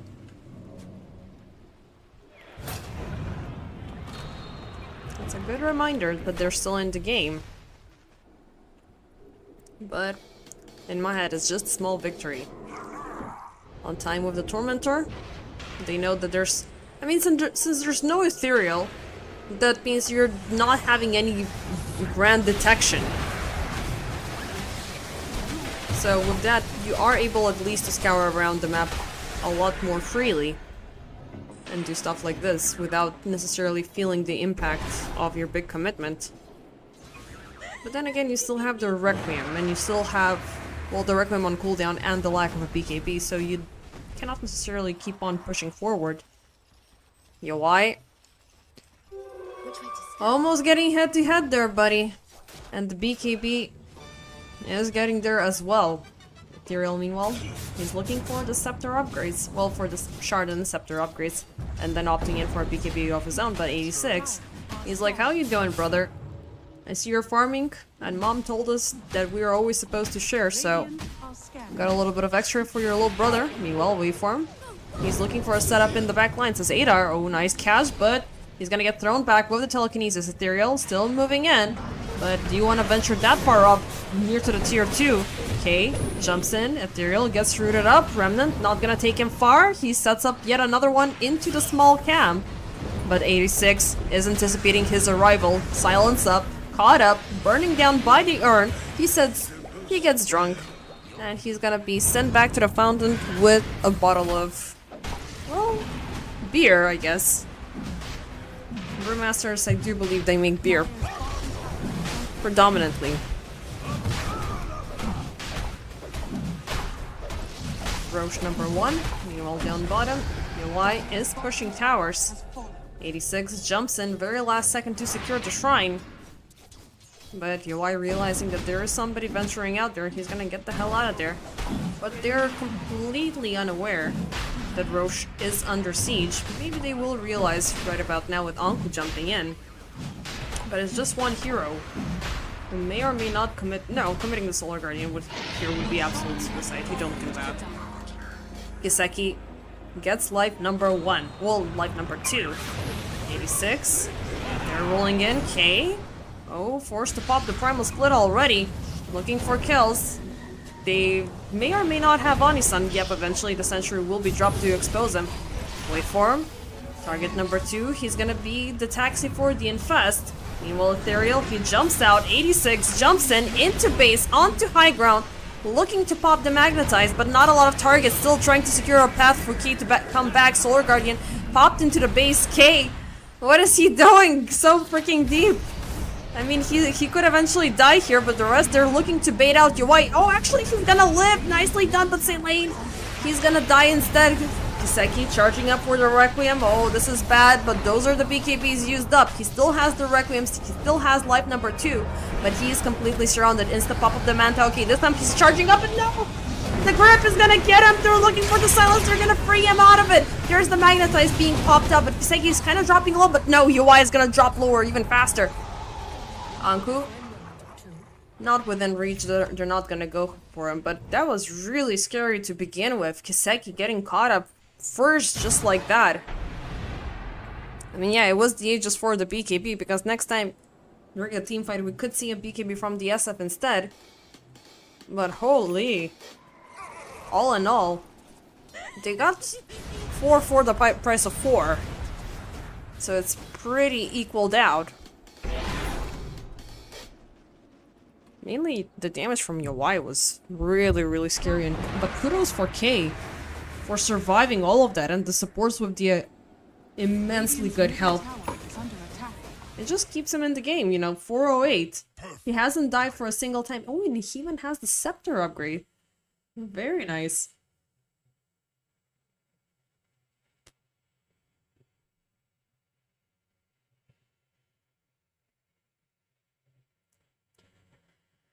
But yeah, 24 minutes in, it's 6/20 at 10, almost 10k net worth difference, still favoring TSA. And at the same time, it is 11:07.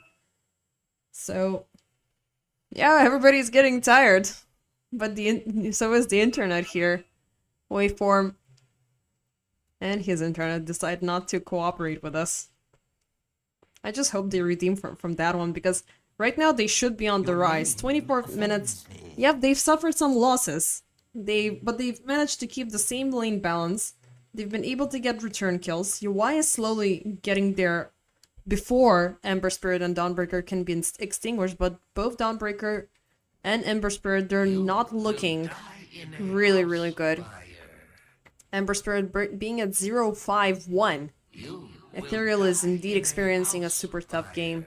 And it's showing. Like, he's the only core not surpassing the 10k mark. And he's got grand dreams of making the Aghanim Scepter and the BKB. Not sure if he skipped over the shard. He did, actually. He's not gonna go for it. Instead, he's gonna go directly for the bigger upgrade. Yup. Another disconnect. Okay, what is happening here?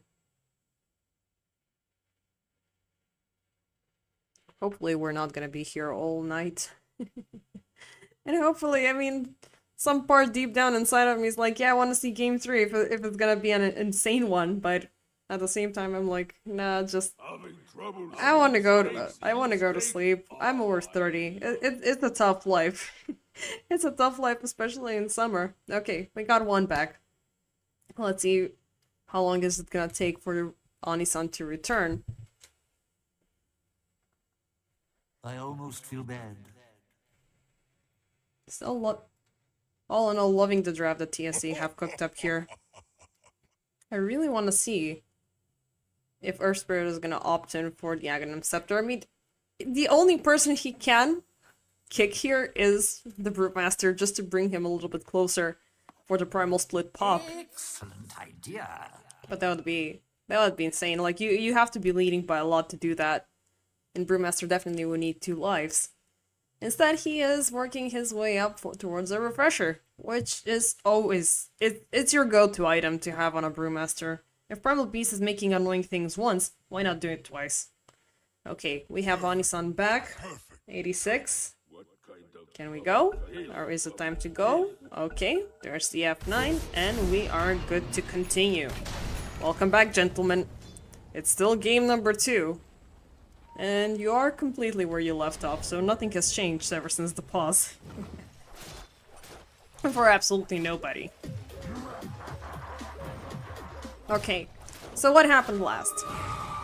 Kiseki lost the Aegis in a very unfortunate fashion, but they did manage to kill Yowai, which was very, very good news. They lost a bunch of supports on the way, but you gotta give kudos to Kay and how he diverted the center of it, the focus of Yowai away from the team fight, so there's gonna be absolutely no damage coming in for RE for the defense. With that being done, with that being said, TSA, they're still not slowing down. They're willing to continue where they left off, pushing down bottom for the tier 2. Creep wave is about to arrive. But I guess RE are kinda keen on defending this. Popping the fortification like that. Wait for him. Trying to slow things down. K, instant with the jump. They know that this guy is not alone, standing so courageously without a second life down the lane. So let's just try to reciprocate the effort up top, but I don't think Anki can do the same. They don't have the same level of tower push just yet. Around mid lane. Ethereal was looking to push in, cutting waves, make sure that they're not going to focus their efforts onto mid lane.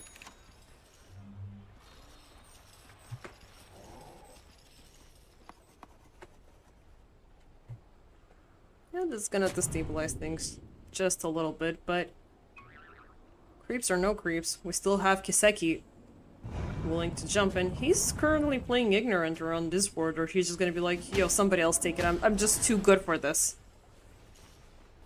You know why? Maybe the illusions can find him here. Oh no, right now they're the ones cutting creep waves, disallowing RE to move forward.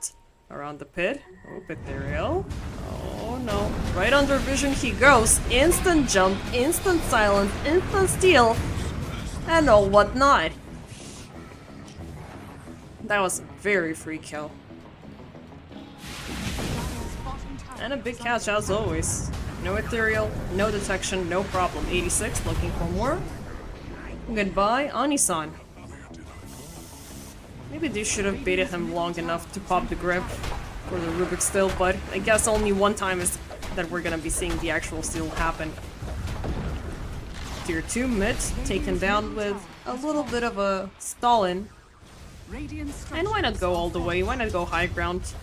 Fortification is gonna be popped a little bit too soon, but at the same time it's gonna take quite a bit until the creep wave arrives. Still, Kiseki, he is committed.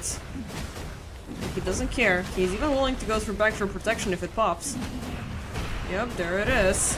And he's just gonna back off. He knows that he needs 2 more strikes. But right now on the double, RE, they're moving in, smoked up with the infest. Ethereal wants to jump in. He finds Saline first. Instant everything.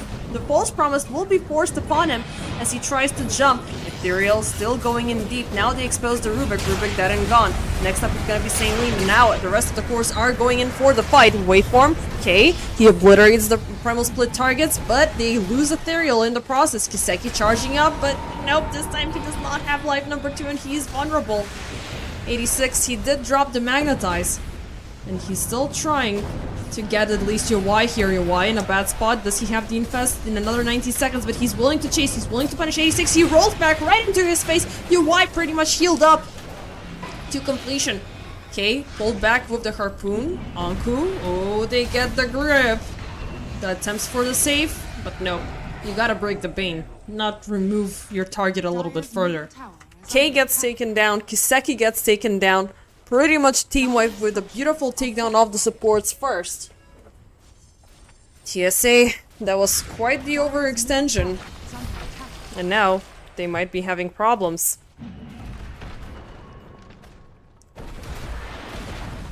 Mid lane tier 2 tower is dead and gone.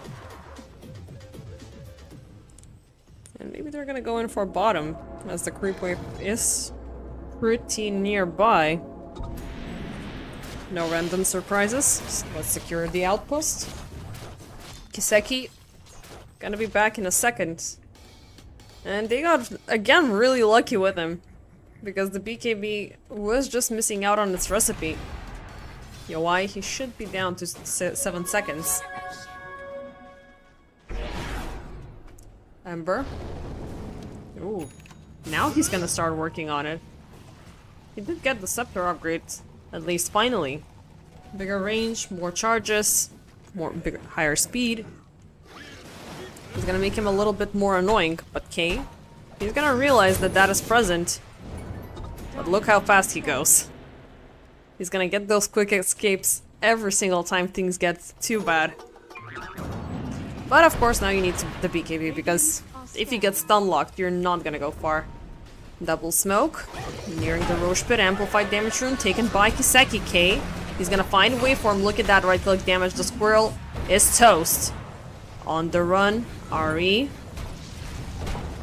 Even though Yawai is close by, they don't have the support for the setup, and neither do they have the grip for another 5 seconds to instantly counteract.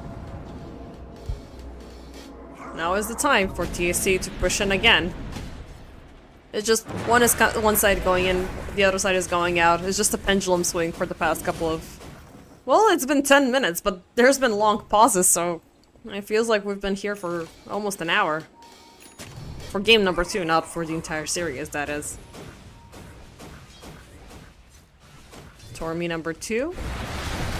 It is gonna be Ari this time paying him a visit. And Ani-san, yeah, just move out. Ethereal is gonna get his shard.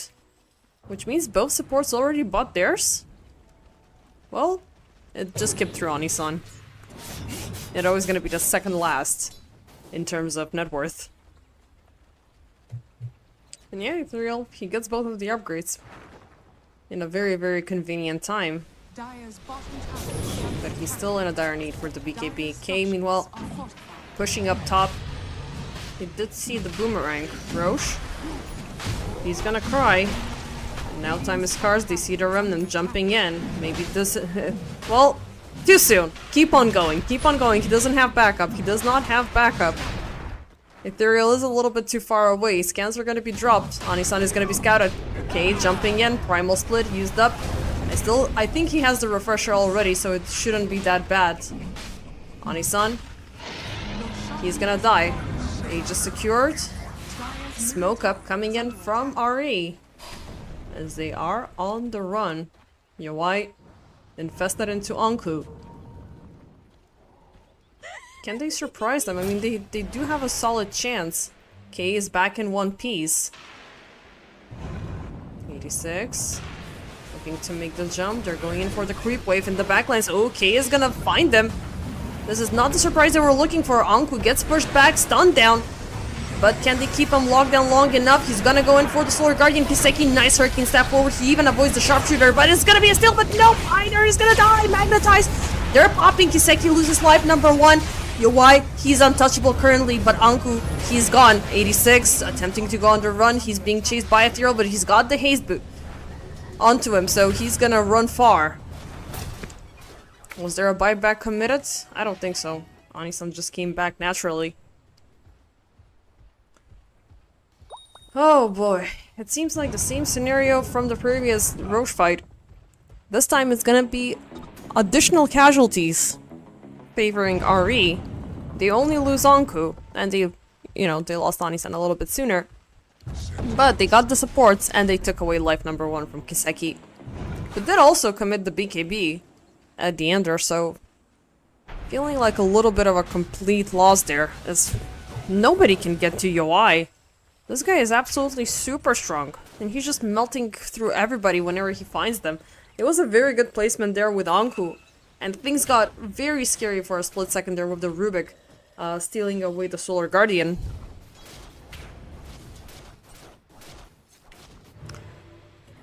But unfortunately, there was a whole amount of wishful thinking from TSA. And Room Eaters, they were just a little bit more persistent. UI, ooh, he's working his way up for the Abyssal Blade. Now that's gonna be scary. The TP Denier, the hero shutdown item. The one thing that you don't want to see right in front of you, especially as an SF. He's gonna try Dire's bottom tower to get a is little under bit stronger than what he currently is.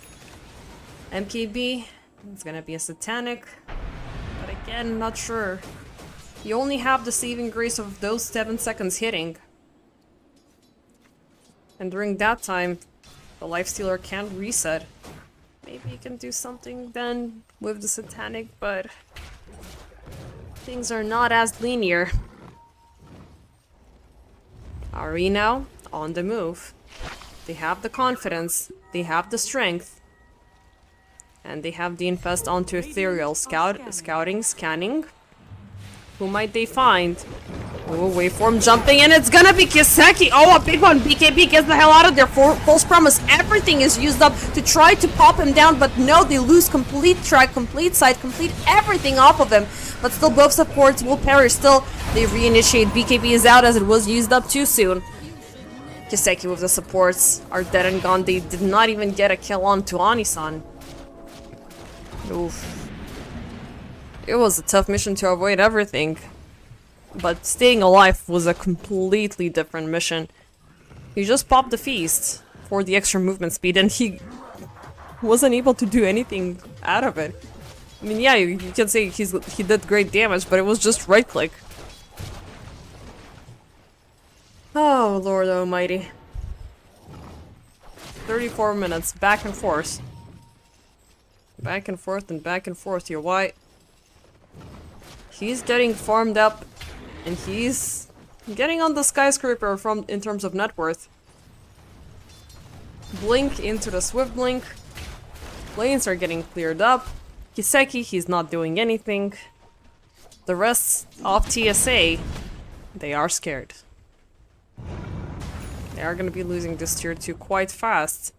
Because what RE were lacking before in terms of damage, now they're pretty confident in that department. And AC, oh my god, he even got the AC in between? Oh, that's just disgusting. 4k HP onto the Lifestealer. Kiseki, how much you got? Almost 3. 27 armor over... Yikes. That's 38 armor onto UI. That's a lot for you to break, sire.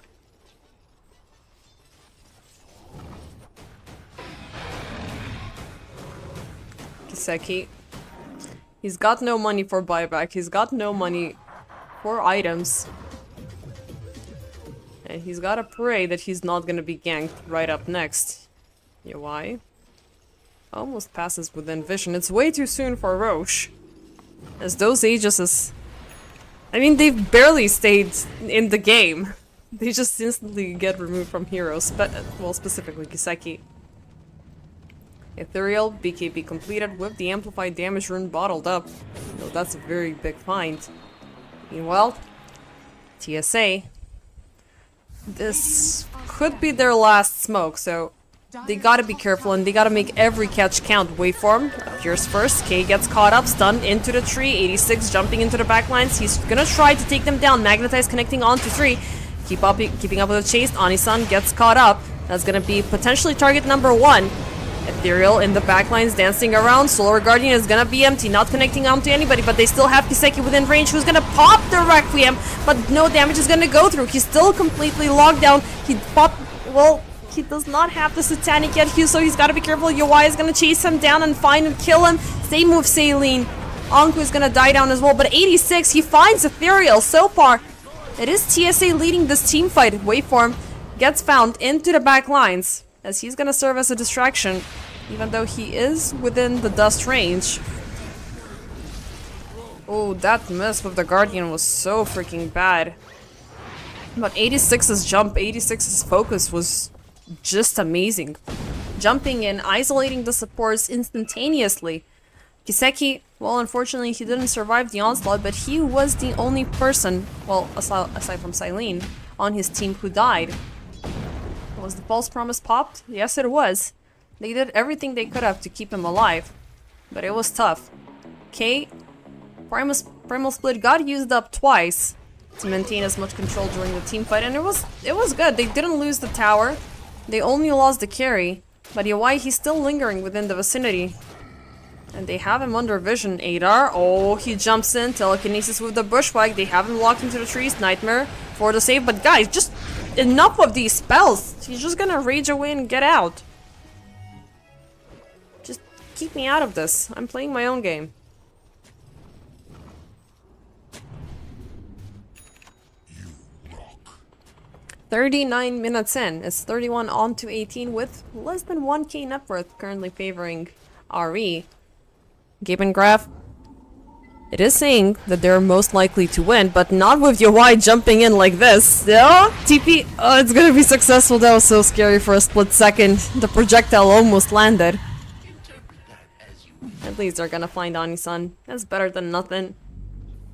But still, Yawai has died only once in this entire game. So unless you find him twice, for a second time, and execute him on the spot, I have pretty bad news for you. Buyback, he does not have one, and that's gonna be the case. Yawai, oh, he gets found. Rage, can he get out? Can he find a target for the Infest? Yep, he's gonna jump in onto the big creeps. And there he goes, out of it. But now they don't know where Anku is, they don't know where anybody else is, and oh, actually, there was a distraction in the back, and it was Ethereal. Oh, that's a very nice target. And Roche? Oh, it's gonna be on time. It's just gonna be... Oh, that's so perfectly timed. Third Roche in the game. And the game just landed it on top of him. No nasty surprises. Yawai doesn't have the Infest, so if they want to jump, the only thing that they can do now is pop the Solar Guardian or throw Ani-san for the best grip of his life. They're still willing to intersect. There's the buyback coming in from Ethereal, who still has a remnant in the vicinity. The pit is empty. He's still going in with the chase. 86, looking like he's gonna get caught up first. TSA, they're backing off, even though they do have the BKB, but Adar is in a very tough spot, and he's gonna die. K, he popped the Primal Split. He's moving in. They want to get Ethereal. They want to kill him for the second time. He instantly pops the BKB, jumps across the targets. Now it's UI versus Kiseki. Oh boy, Solar Guardian, they're moving out of position. Infest is not gonna be available. Yawai needs to fight this, but so does Kiseki, and it's not looking great for Kiseki. Solar Guardian, oh, it's gonna be Idar with the snatch! It's Yawai dead! Ethereal in the back, Sailing, oh, are you gonna keep him busy? Because this could be a kill. Ethereal gets caught up with the telekinesis, gets thrown back. It's an Ember on a dieback. Oh my, Anku. He's gonna run all the way to the enemy base to TP back home. But that was absolutely insane. This Rubik Snatch. He was waiting for that Solar Guardian perfect play this entire freaking game. And he made it, and he landed it, and he absolutely killed it. Roche. Gonna scream for yet another time. And the best part is, well, they did use up a double buyback for this, but they got a big dieback in return. So the fact that Adar survived this means that there is yet another chance that we're gonna see the Solar Guardian played out. Yawai, he shall return in about 40 seconds. 40 seconds is not enough time to breach high ground. And they are being distracted by waveform cutting the waves. Best they can do, tier 2, maybe inflict some damage onto tier 3, but that might be a little bit of an overextension. They do have the tower damage, but let's see how far they're willing to commit. 2 lives available, MKB available. He does not have the Satanic though, so that still is making things scary. But he's gonna go for it. He's got the Roche banner onto the catapults, he's hitting, he is breaching, and he wants that tier 3. 1 more second, Yawai, he's amongst the living of Ethereal. He's gonna be back in about half a minute, so no fast-paced taxi service, but Yawai, he's still gonna make the jump. He takes down the Roche banner, 86, looks to jump in, instant infest into a creep. Okay, Primal Split into the back. He's got yet another usage, but why he jumps out. The Infest is down with the BKB. Kiseki now. You wanna fight? Come fight me. He's gonna keep on going. They lose the Observer, but they're still committed. They're still moving in. 5 more seconds until Ethereal comes back. No BKB, no Infest, no nothing. Kiseki, he's still standing strong. I'm still amazed how this Shadow Fiend is alive in this game. Melee Rex, they're out of the picture. Anku was trying to put a stop to things, but he's not gonna go far. He is indeed scared of his own mind of what the Rubik has. Radiant's top barracks are under attack. Oh boy. 44 minutes Radiant of playing with my feelings, and it could be over any second for either side. It hasn't been this, well, unsure. 45 minutes. I'm less sure of what was happening than 20 minutes ago. Anku, they find K. I'm just gonna bait you. Meanwhile, Yawai, they find Celine, they find the supports. Oh, those are 2 big catches. Both of them are gonna die back, and Kiseki. Oh, Kiseki, he's still staying alive somehow, but it's just life number 1. K with the primal split. In the back, Anku, he's being kept busy. Ani-san, but dead and gone. They will reset with the Solar Guardian. Kiseki now with the BKB, with the Satanic. He's hitting as much as he can, but he's stunned out and he's gonna die. Oh my god! 86 following up as well. The jump from Ari was absolutely spectacular, and it's gonna lead to a complete team wipe. Now that was the golden opportunity. Yawai. Oh, when he puts his might into it, he just jumps in straight out, does not even hesitate. And they got everybody in sight. They were fighting right under vision, right under control all this entire time. And when you just unlock Kiseki, it's just one thing he can do. Just pop the Feast of Souls for some movement speed. Rest is him trying to stay alive.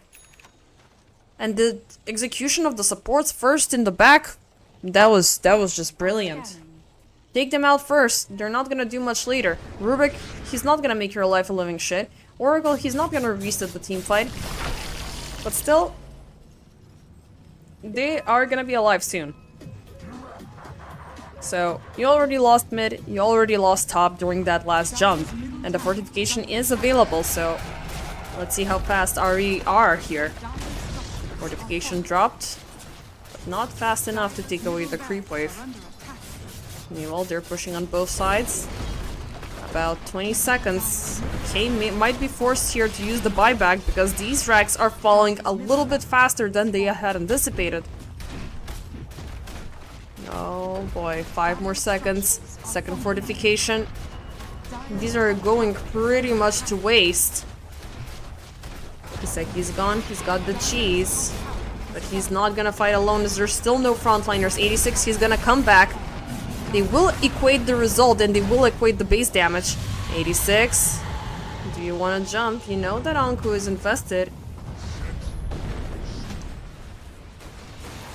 So yeah, 10k. That's the highest net worth difference we've seen all game. Kiseki. As greedy as you are on that Shadow Fiend, you're not satisfying your appetite. It's really tough for you to stay alive. Not even the Satanic, not even the BKB can save you. Tormentor meanwhile, and it's gonna be the final shard. Actually no, the second to last, the game still hasn't given it to Bane. Which is really sad for him. Improved Infest. Well, you're getting the restoration. So that's quite nice, but I think it has a little bit better of an effect in the earlier stages of the game. Why being so freaking rich, he can just buy a Scotty right off the bat. Radiant are scanning. So what can TSA do here? Again, these are tough questions. Okay, he's got the overwhelming blink. He's gonna go in for the Octarine Core with the Scepter upgrade. He's got the Aeon Disc already. Our Spirit, 86. Oh, we're indeed gonna get the Scepter, and we're gonna get the Refresher right after. Okay, that's gonna be fun. But, okay, you not only can get your allies, right? Yeah, and enchants a hero, so you can get anybody. That's actually really feeling a little bit broken. Smoked up, ready to go.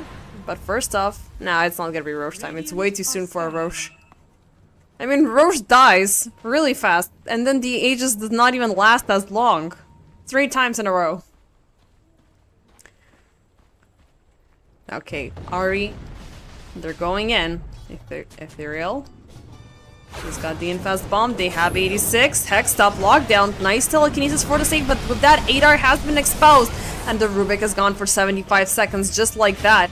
86, Kiseki. Maybe they can inflict some vengeance. Why? He's gonna turn around, harass 86. Solar Guardian not connecting onto anybody, putting Anku out there in the fray. And Ethereal jumping in back and forth with the reset, but Ani-san with the catch onto 86 is gonna go the entire duration, but he's not gonna die. Magnetized target still popping. 86 will jump into reinitiate. Eats the cheese. Okay, he's gonna jump in with the primal split. They're gonna take down Yowai. He's gonna be dead for about 100 seconds. Kiseki, Anku. He's gonna turn around to keep on fighting without the big threat. Things are a lot easier for him right now. But Anku, oh my god, that healing was absolutely insane with his Satanic. He's gonna pop back to 100, but how far can he get? Gets thrown back with the telekinesis. That's gonna be 3 targets dead and gone. That was a good defense coming in from TSA, but it has only changed the net worth for about 3k. Waveform down bottom. Okay, throws the keg, but it does not put a stop to the hoodwink. He's just gonna fall back. We should be getting all of the buybacks in about 7 minutes. But the Rubik being dead and gone is the toughest price TSA can pay, and that was the first one they paid during that last team fight. But they went in a little bit too deep. They made plenty of mistakes. And TSA, they're gonna look to punish this. They're either gonna force out Lifestealer to force the buyback about 30 seconds before he needs to respawn. Wait for him. Nice catch. They're gonna go in for Megas. There's 1 buyback. That's waveform. But they cannot defend with 2 heroes. Come on, guys. Show us what you have. Do you have any more buybacks, or we're gonna get these Megas secured?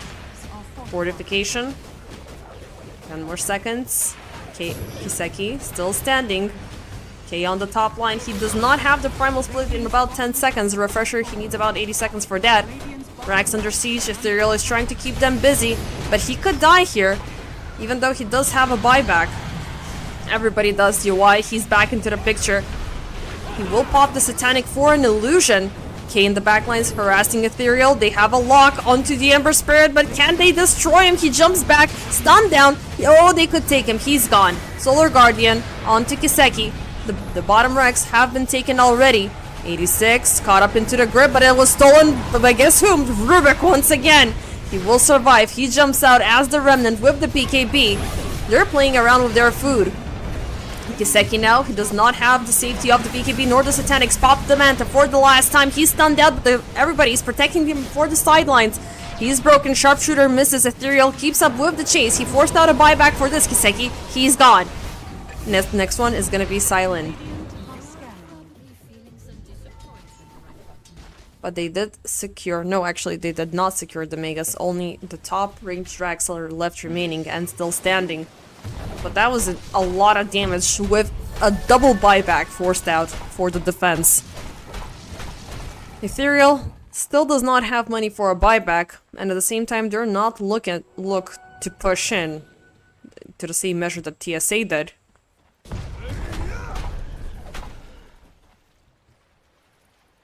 The net worth difference has jumped right back into the favor of TSA. But I'm not sure. I'm still not convinced that they can win this. Currently, it is K being completely outfarmed and keeping everything in control. Ooh, first Roche off the game for TSA. Ethereal. Yep, he's in a very dire need for that double life. And he's also gonna take the shard. Even though Ani-san, he's got the not the BKB, my bad. The Aghanim Scepter. And it's gonna be fun if he has the chance to use it twice. 25 seconds. Okay, now is the time for Ari to strike. Ethereal. They have the sharpshooter, but he's gonna dodge it. Yowai gets out. Oh, Kiseki? Did he really use those 10 seconds for the buyback? Ooh, that's a little bit ballsy there, my dude, but I guess it's only because they see Ethereal in your Y. Roche Banner gets destroyed. It is them or the Megas. Ethereal gets thrown back, silenced up, pops the BKB, jumps around. He wants to dance with Kiseki and expend his BKB, but the BKB is still not popping. In the back, K jumps out. Very nice catch. They take life number 1, 86. Sharpshooter, Yowai. He even has the Divine Rapier. Okay, that explains why you're feeling very, very greedy here. Ethereal, thrown back, again into the grasp of the enemy. Can he die for a second time? Solar Guardians, stat up. But 86 is gonna be the only target within it. Kiseki, oh my god, he's gonna die for a second time! That's insane! Oh, that was such an overextension on his end. He could have waited for 10 seconds, but they still have a lock onto UI. Can he die? Is there a chance that this guy can die? Like, he's barely standing. He did pop the Infest. He did turn around alongside with Anku. And now it's the buybacks being popped up from both sides. There's still 2 more remaining if things get dire. Or the dire, Anku. K. They're dancing in the back. They have your wife. Pretty goddamn low, but can they kill him? The answer is yes. The Divine is on the ground and K is gonna take it. Buyback instantly coming in. They know they don't have the SF for another 80 seconds. And also they did secure Megas during this entire team fight. There's still 2 buybacks left remaining for TSA to defend this. So I don't know how can they do this. They don't have an Nature's Prophet to rat down those finals racks to at least make it even in terms of the Megas. But they know that they have the advantage for buybacks. Ethereal used up his, the supports used up theirs. If they can find Ethereal and take him down twice, it's gonna be GG. But can they get him in the mid lane? Oh, it's gonna be target number 1. It's gonna be Anku caught up. They have the grip as well. No, actually they did. Well, they did, but they missed it out. UI, sail in. There's the false promise being popped up. How long can he stay alive? Anku, he gets melted down. 100 seconds without the Dawnbreaker. UI, he knows he cannot stay alive along his TPing out. Oh my god, he's gonna stay alive. But it's just him now left remaining. The last buyback is upon the Dawnbreaker in about 20 seconds. We're gonna have SF returning. Oh boy. Last tracks, last buybacks. Anku, he has returned amongst the living. K jumping in. Now the Megas are secured. Now we have them equal. Tier 4s, there's still 2. Ethereal though, he's gonna be back in 2 seconds. K, you'd better be careful. Even though he's gonna have the Primal Split twice available in no time. They gotta wait out for Kiseki. Meanwhile, in the base, Yowai and Anku, they're looking to rat this down. He still hasn't died. So they're still gonna go for it. Everybody returns back home. They have him in a tough spot. Anku. Oh boy. Can he kill? Yep, they're gonna kill him. Very likely. He doesn't have a TP in about 5 seconds. He is trying to venture as far as he can. Solar Guardian. Oh, board back home. Oh boy.